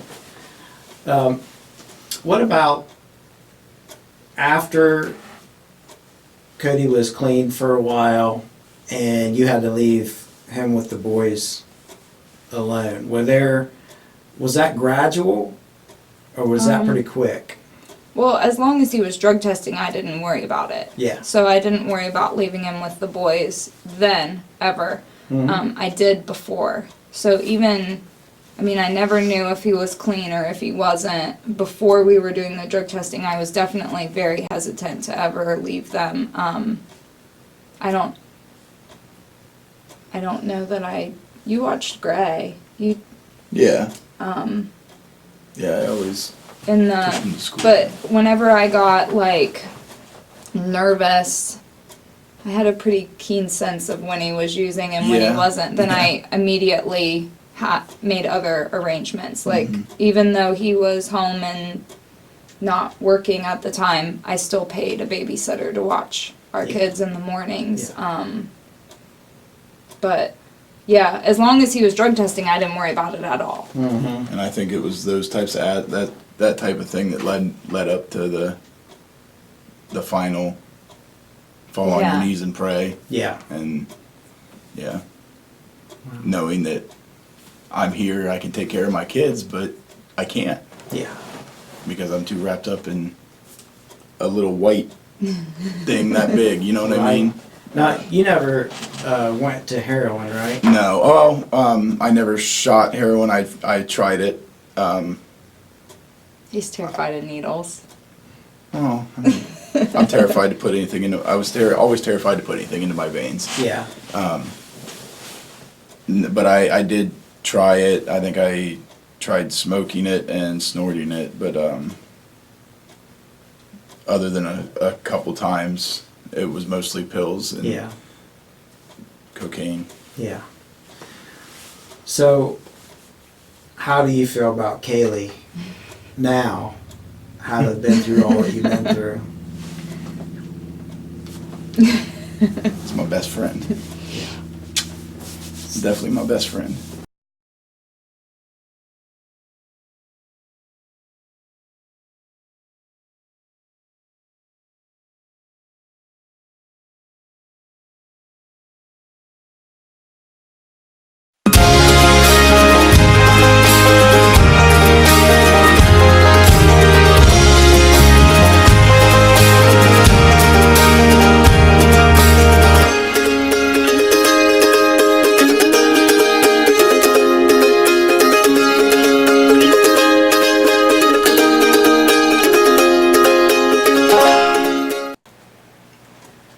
I'm really glad you guys have stuck with us for the first 4 weeks. This is week 5. In session 5, we are talking about rebuilding trust and accountability. See, it's one thing for someone to say that they've been clean for 6 months, but it's another thing to begin to rebuild that trust and to control how that process goes along. And also how to hold them accountable so that you know that you're doing everything that you can in cooperation with them to keep them on the path to a healthy new life. What about after Cody was clean for a while and you had to leave him with the boys alone? Was that gradual or was that pretty quick? Well, as long as he was drug testing, I didn't worry about it. Yeah. So I didn't worry about leaving him with the boys then, ever. I did before. So even, I mean, I never knew if he was clean or if he wasn't. Before we were doing the drug testing, I was definitely very hesitant to ever leave them. I don't know that you watched Grey. Yeah. Yeah, I always push him to school. But whenever I got like nervous, I had a pretty keen sense of when he was using and when he wasn't. Then I immediately made other arrangements. Like even though he was home and not working at the time, I still paid a babysitter to watch our kids in the mornings. But yeah, as long as he was drug testing, I didn't worry about it at all. And I think it was those types of that type of thing that led up to the final fall on your knees and pray. Yeah. And knowing that I'm here, I can take care of my kids, but I can't. Yeah. Because I'm too wrapped up in a little white thing that big, you know what I mean? Now, you never went to heroin, right? No. I never shot heroin. I tried it. He's terrified of needles. I'm terrified to put anything into. I was always terrified to put anything into my veins. Yeah. But I did try it. I think I tried smoking it and snorting it, but other than a couple times, it was mostly pills and cocaine. Yeah. And tell me when it was or how that conversation came about with us 3 at the old church when you said about the drug testing. I can't remember exactly how. Because you improved from that point forward. That was where your clean date goes back to, I think. November 1st, Yeah. 2012. We actually sat down and had a conversation together, so it was always felt like me against him or him against me, and every conversation we had was either him lying or me trying to go behind his back and find things or call people and try to figure out what he was doing. And we sat down in our bedroom and had a conversation. I remember having it. Do you remember that? And I said, this isn't going to work if we're not doing it together. Yeah. And we just put a plan in place then. Yeah. Like, it was, I mean, he had already gone through that. He was staying at his mom's house, and we just sat down and figured out a plan. And one of his things, I said, I don't trust you. I don't know how I'm going to ever trust you again. I'm not going to believe that you're not using if you tell me you're not. And he said, well, I'll prove it. And that was I'll prove it. You test me every week. I'll prove that I'm not. Did you drug test him? Yes. Yeah. That's It was awesome. a lot of money, but we did. And we made sure, like, we always didn't go out to eat so we could buy the drug test. We knew which places had the test that we wanted. We knew where to go. He knew. And we'd always try to stay, at least if they had them in stock, we'd at least try to keep one stocked at home. And we And have one at home. we have one at home right now. Right now. If I ever want to test him, it's there. I mean, we know it. It's been almost 6 years and there's a drug test at home. And Cody, how do you think how big of a role did that play Oh my gosh. in this whole thing?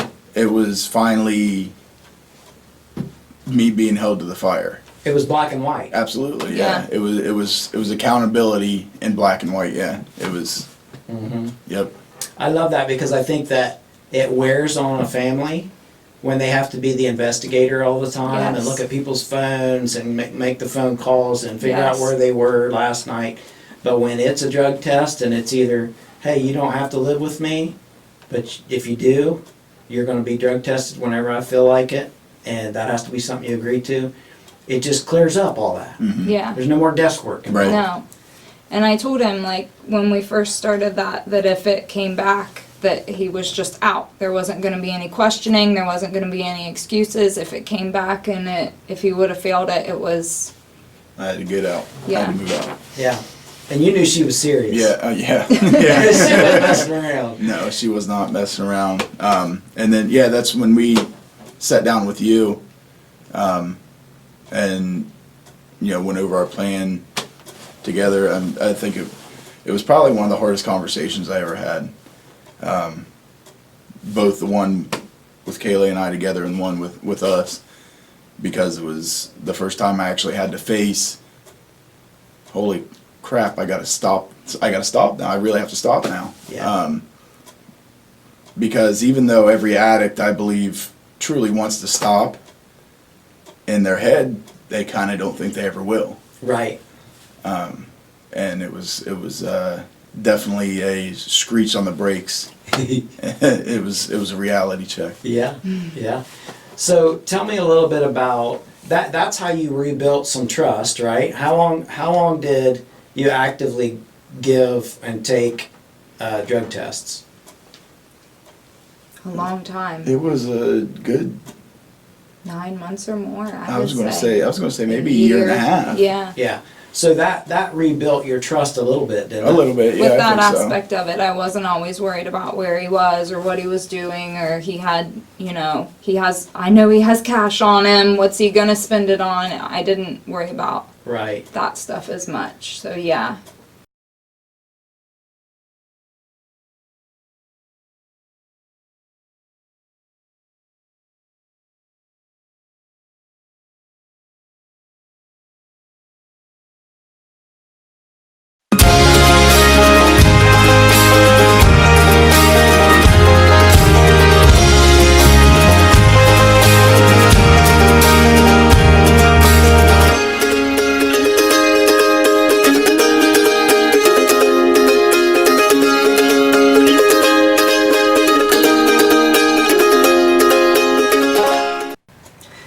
Well, I want to congratulate you all for making it through this series. You are to the final session 6.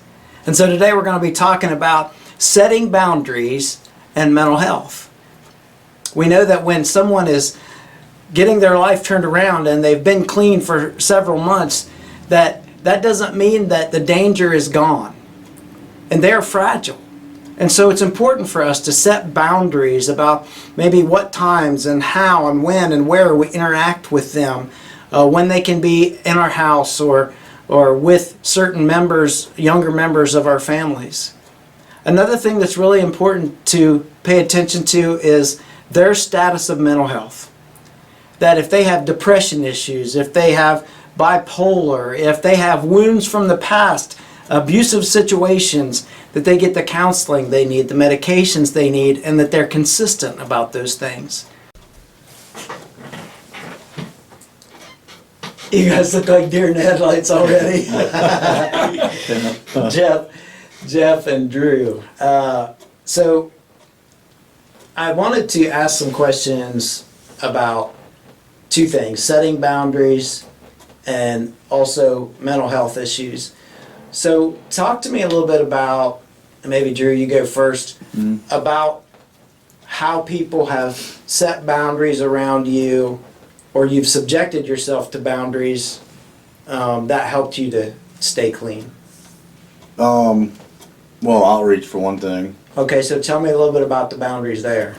So, well, we got time limits on Well, tell them what it is, though. What's outreach? outreach. Is a 9-month. Well, first phase is 9 months. It's a faith-based ministry for rehabilitation, and then second phase is 4 months, and you work and you're able to have a phone and stuff then. But a lot of the boundaries they set are as far as financial, you're only allowed to have so much money a week. You know, obviously you can get your money anytime you want, but to live there, there's a certain set of expectations and rules that we follow. And one of them is, you know, certain social medias. You can't be on Snapchat and stuff like that. Boundaries, is that what you mean? Yeah. Stuff like that? Yeah. And then subjected to drug tests anytime. So anytime that you could just walk in the house and they can drug test you. So that's all. That's helpful because it's always playing in your head. You know that when you first get there. Yeah. So Okay. stuff Jeff, like what that. about you? What do you think some boundaries are that, and you know, maybe some boundaries that you've seen yourself let go of those boundaries and it led down a wrong path and When you go into phase 2 at outreach, the biggest thing, one of them is no speaking to females. yeah. For men that's had issues, that's one of the spirals. Yeah. You know, female persuasion Yep. doesn't take long. What? So that yeah, I agree 100%. So of the guys that we could say right now that in the last 2 years that you've known that have relapsed from outreach, like once they hit phase 2 and got a girlfriend, It don't take long. how many of those guys do you think it was girl related? 70%.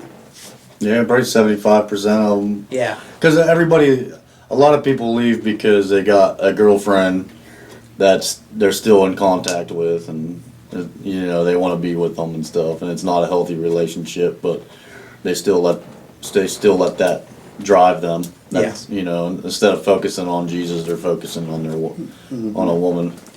And so this is really hard, I think, for people to understand that you guys volunteered to live by those boundaries. Yes. And everybody at Outreach Ministries volunteers to live by their boundaries. Yeah. No one lives in phase 2 because they have to. Right.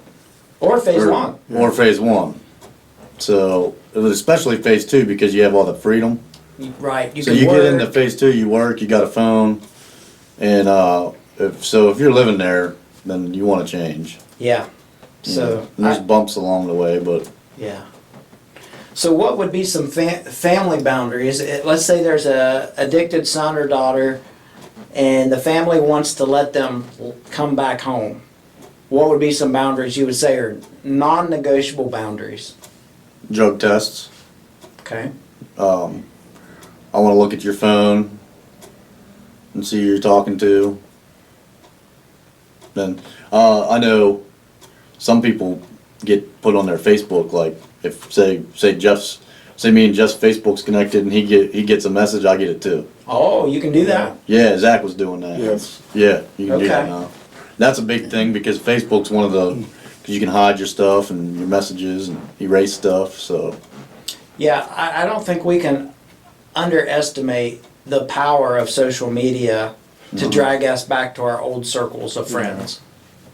And I think that's where it is. It's the relationships, right? With the old crew. Well, compromising. You know what I mean? We gotta learn. You hang out with good people to achieve good things. Yeah. You know what I mean? As soon as you start compromising and you think that you can be there and to help somebody because you're starting to be on the right path, but you try to do it by yourself, and we gotta realize that we can't help nobody. You know, only God can help. We Yeah. can plant a seed, but we need to make sure that you got accountability when you go and try to help somebody. Yeah.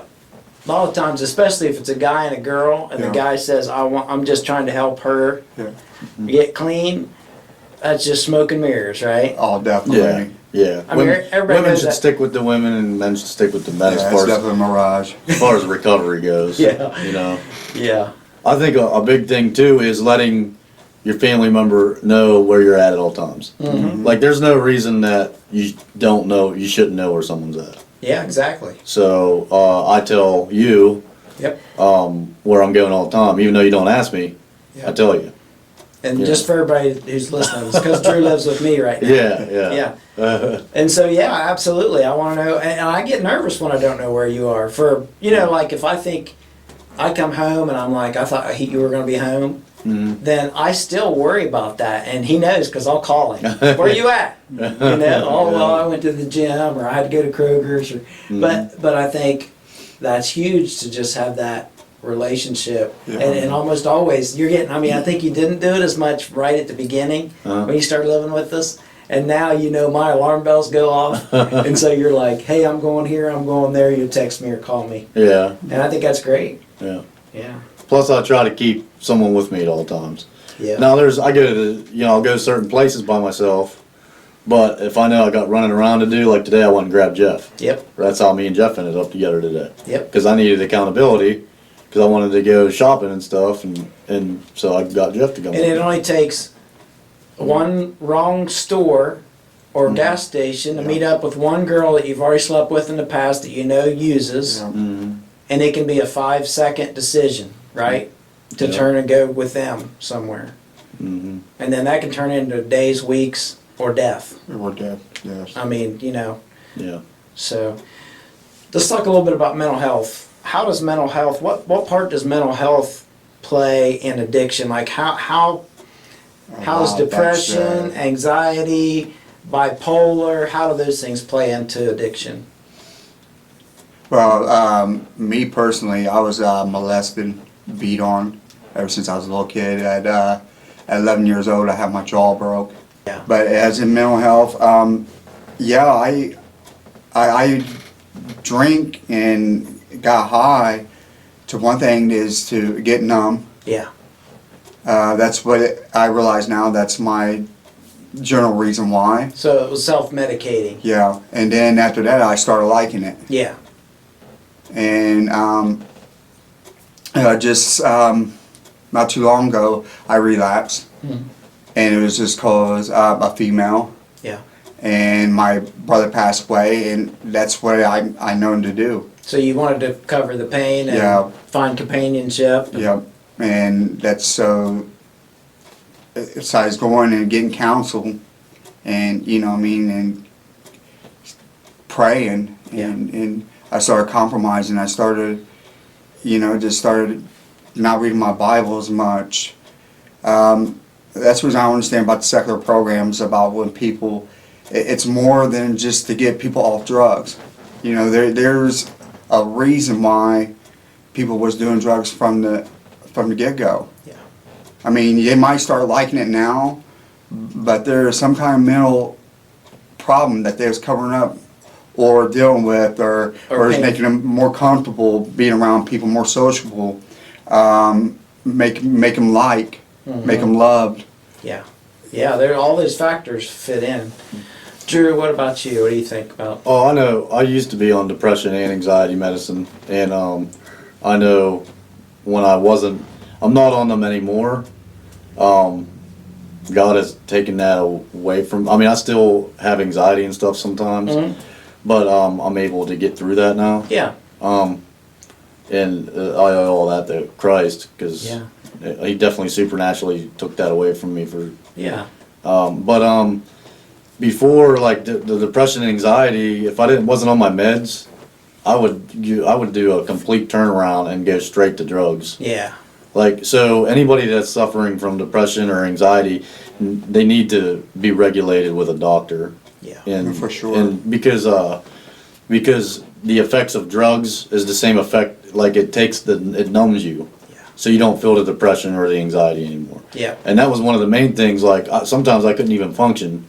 Like if I wasn't high, then I was experiencing crazy anxiety or up and down, like depression, times of like manic mode. And if I didn't use, I used it as my own self-medication. Yeah. So getting mental health taken care of is a huge factor in getting in sobriety. Yeah, and I think it's important for people to understand that if they got family members that are struggling with addiction, that's going to be the cycle without accountability.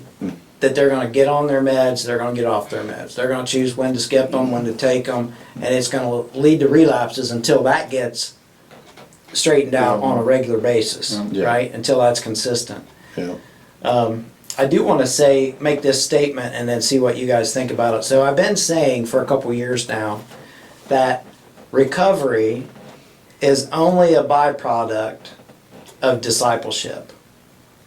So that full recovery to becoming a new creature can only happen through Jesus Christ. Would you agree with that? Yeah, 100%. Yeah.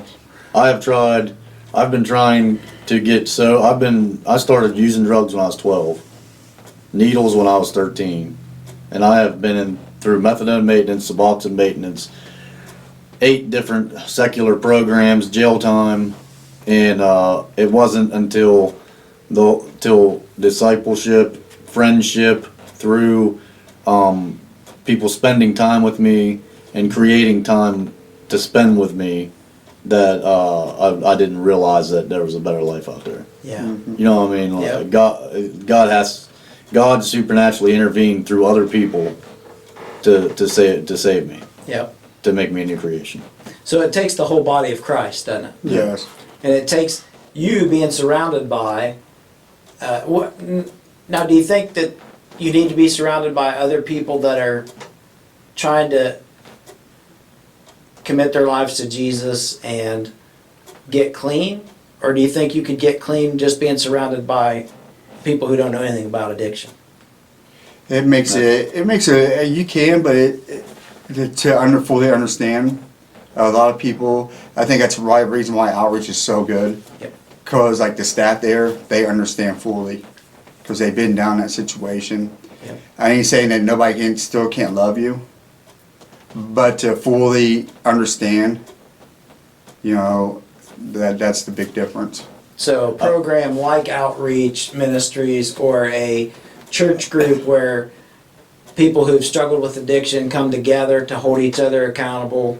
Yeah. Well, I also feel like people that even haven't been through addiction, but have Christ in them and show love to you, that's important too. Because I have people through this church, like Chris and all them guys, that they've never been through addiction, but they love me. Yeah, yeah, and I think that the church, and this is why we're doing this whole series, because the church needs to be on the front lines, Yeah. loving folks that are struggling with addiction, but also learning how not to make it worse. Exactly. Yeah. You know, Like my aunt told me, she wasn't gonna buy me no food.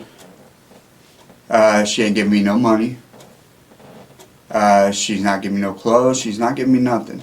But if I want a ride to like outreach or something of that nature, call her up. yeah, Or if I need help to find one. If I want real help, yeah, call her. yep, You know what I mean? Not to use her. You know what I mean? She'd do anything in the world for me to get me back on the right track. yep, And like when I come to outreach, she got me some clothes. You know what I mean? Once she knew, that I was going, she made sure that I was taken care of. yeah, Sometimes we think, because where people don't want to help us no more, that they don't love us. But that's actually the true love, because I can now realize how bad we hurt them yeah, for them not to be able to help us. yeah, You know what I mean? It takes a lot of pain. And something that I love about Christianity is a true love. You know what I mean? To be loved, not for what I got to offer or just anything like that. The love of cause we love Christ and Christ loves us. yeah, And so we love one another yeah, because Christ loves us. yeah, Not false love, money, drugs, sex. Actually true love. yeah. And it's interesting because Jesus and true love is the antidote for all the false stuff that you chase to find meaning and love and acceptance. Yeah. And you realize that that was all empty and led down a road of destruction. But yeah, powerful. Because it's just the same old cycle. You know what I mean? You go out and you try to get high. You're trying to just keep doing it. And once you realize that actually people loves you just because who you are, and you know, means it's the person that you are, it feels so much better. You know, like to go out and help people, and knowing that when they say, you know, thank you, I love you, and it just makes you feel good. There's no agenda. No. No agenda there. Yeah. Yeah. And that's when I first went to outreach. Man, these guys come up to me, you know, saying I love you. You know, glad to see you here. I'm looking around like, man, what is these guys up to? You suspected that they Yeah, needed I'm wanted to thinking. get Yeah, I'm somehow. thinking they're going to try to take my stuff, or and no, you know what I mean. It just they truly, you know. And when I first went there, we still had that prison mentality, had a street mentality, and I learned there not to choose to take offense. You know what I mean? Because the only person that hurts is myself. And also, anybody can be a thug. Anybody can hurt somebody. But who can love somebody when they're trying to hurt you? That's right. That's a real man. That's a real man. That's Yeah. right. That's cool.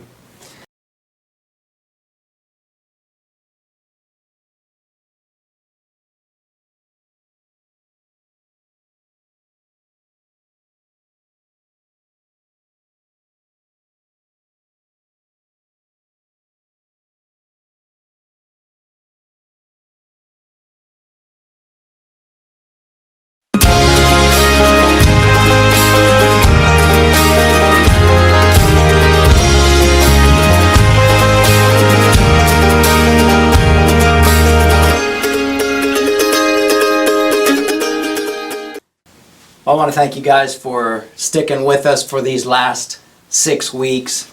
And I want to just do a summary to close up today. There's a few things that I wanted to share with you in our closing thoughts.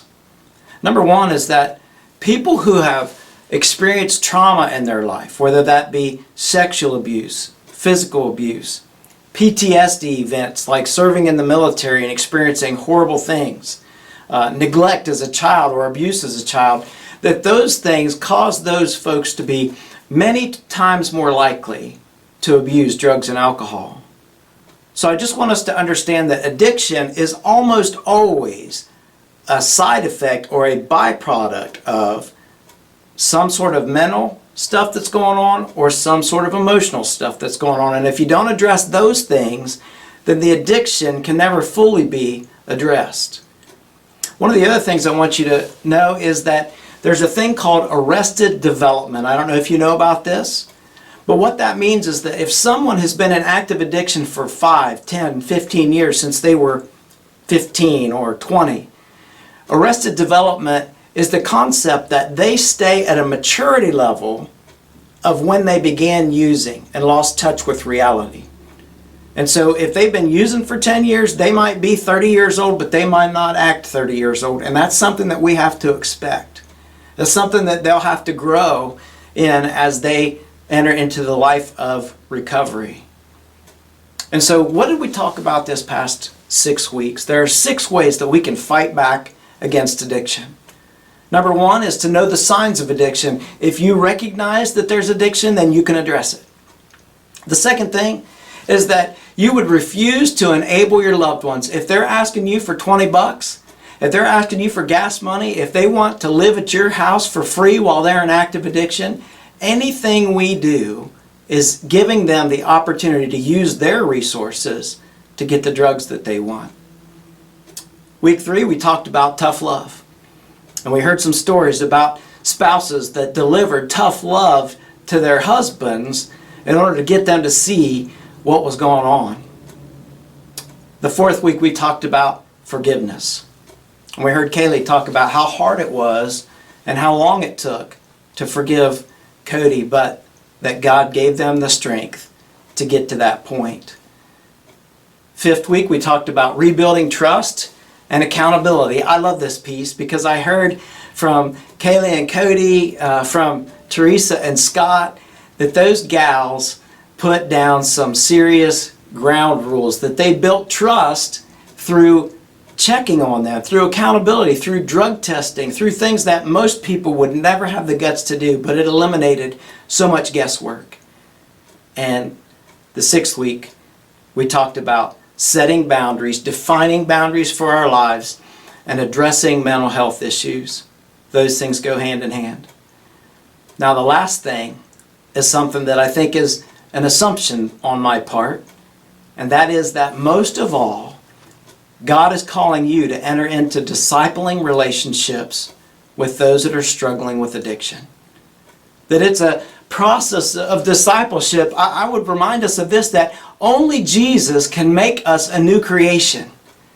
That recovery and recovery programs apart from Jesus might make us clean for a while, but they can't make us a new creation in Christ. Only Jesus can do that. And they need a discipling body of folks, friends in the community of faith that can help them to get there. And so I would say this, full recovery is only possible as a byproduct of discipleship. Let me say it again. Full recovery is only possible if it is a byproduct of discipleship. And so your focus should not be on just getting someone clean, but getting them to Jesus, helping them to find the one who can make their life new again. And if you have a loved one that's struggling with addiction and they've relapsed time after time and you're losing hope, let me just say this. As long as there's breath in their lungs, there's hope. I've had friends that I knew that were out on the streets using again. They had disappeared into the drug world, and I just continued to pray for them. And here's how I prayed. And we do this quite often around the table in our recovery ministry that we partner with, that if one of them relapses and disappears, we pray that they're miserable. We pray that God just takes away all the folks that would help them, that they can't eat, that they can't find a place to get shelter, that maybe they need to sleep under a bridge or get arrested, that maybe that's those consequences of their actions when everybody pulls away from them, that they finally wake up and realize they need to get help. Unfortunately, most of these folks have to face death and make a decision before they're willing to surrender their lives to the discipling body of Christ. And so that's the prayer that we will need to pray for our loved ones so that God can intervene. So I want to close today with a prayer. Father God, we just ask that you would give us determination. Lord, that every person that is in our realm of influence, that is struggling with addiction, that we would fight back against it, that we would love them, that we would enter into discipling relationships with them, and that through the body of Christ, we can see them become new creations. And not just not be addicts anymore, but be powerful influences in the kingdom of God. And so we ask all these things in the name of Jesus. Amen.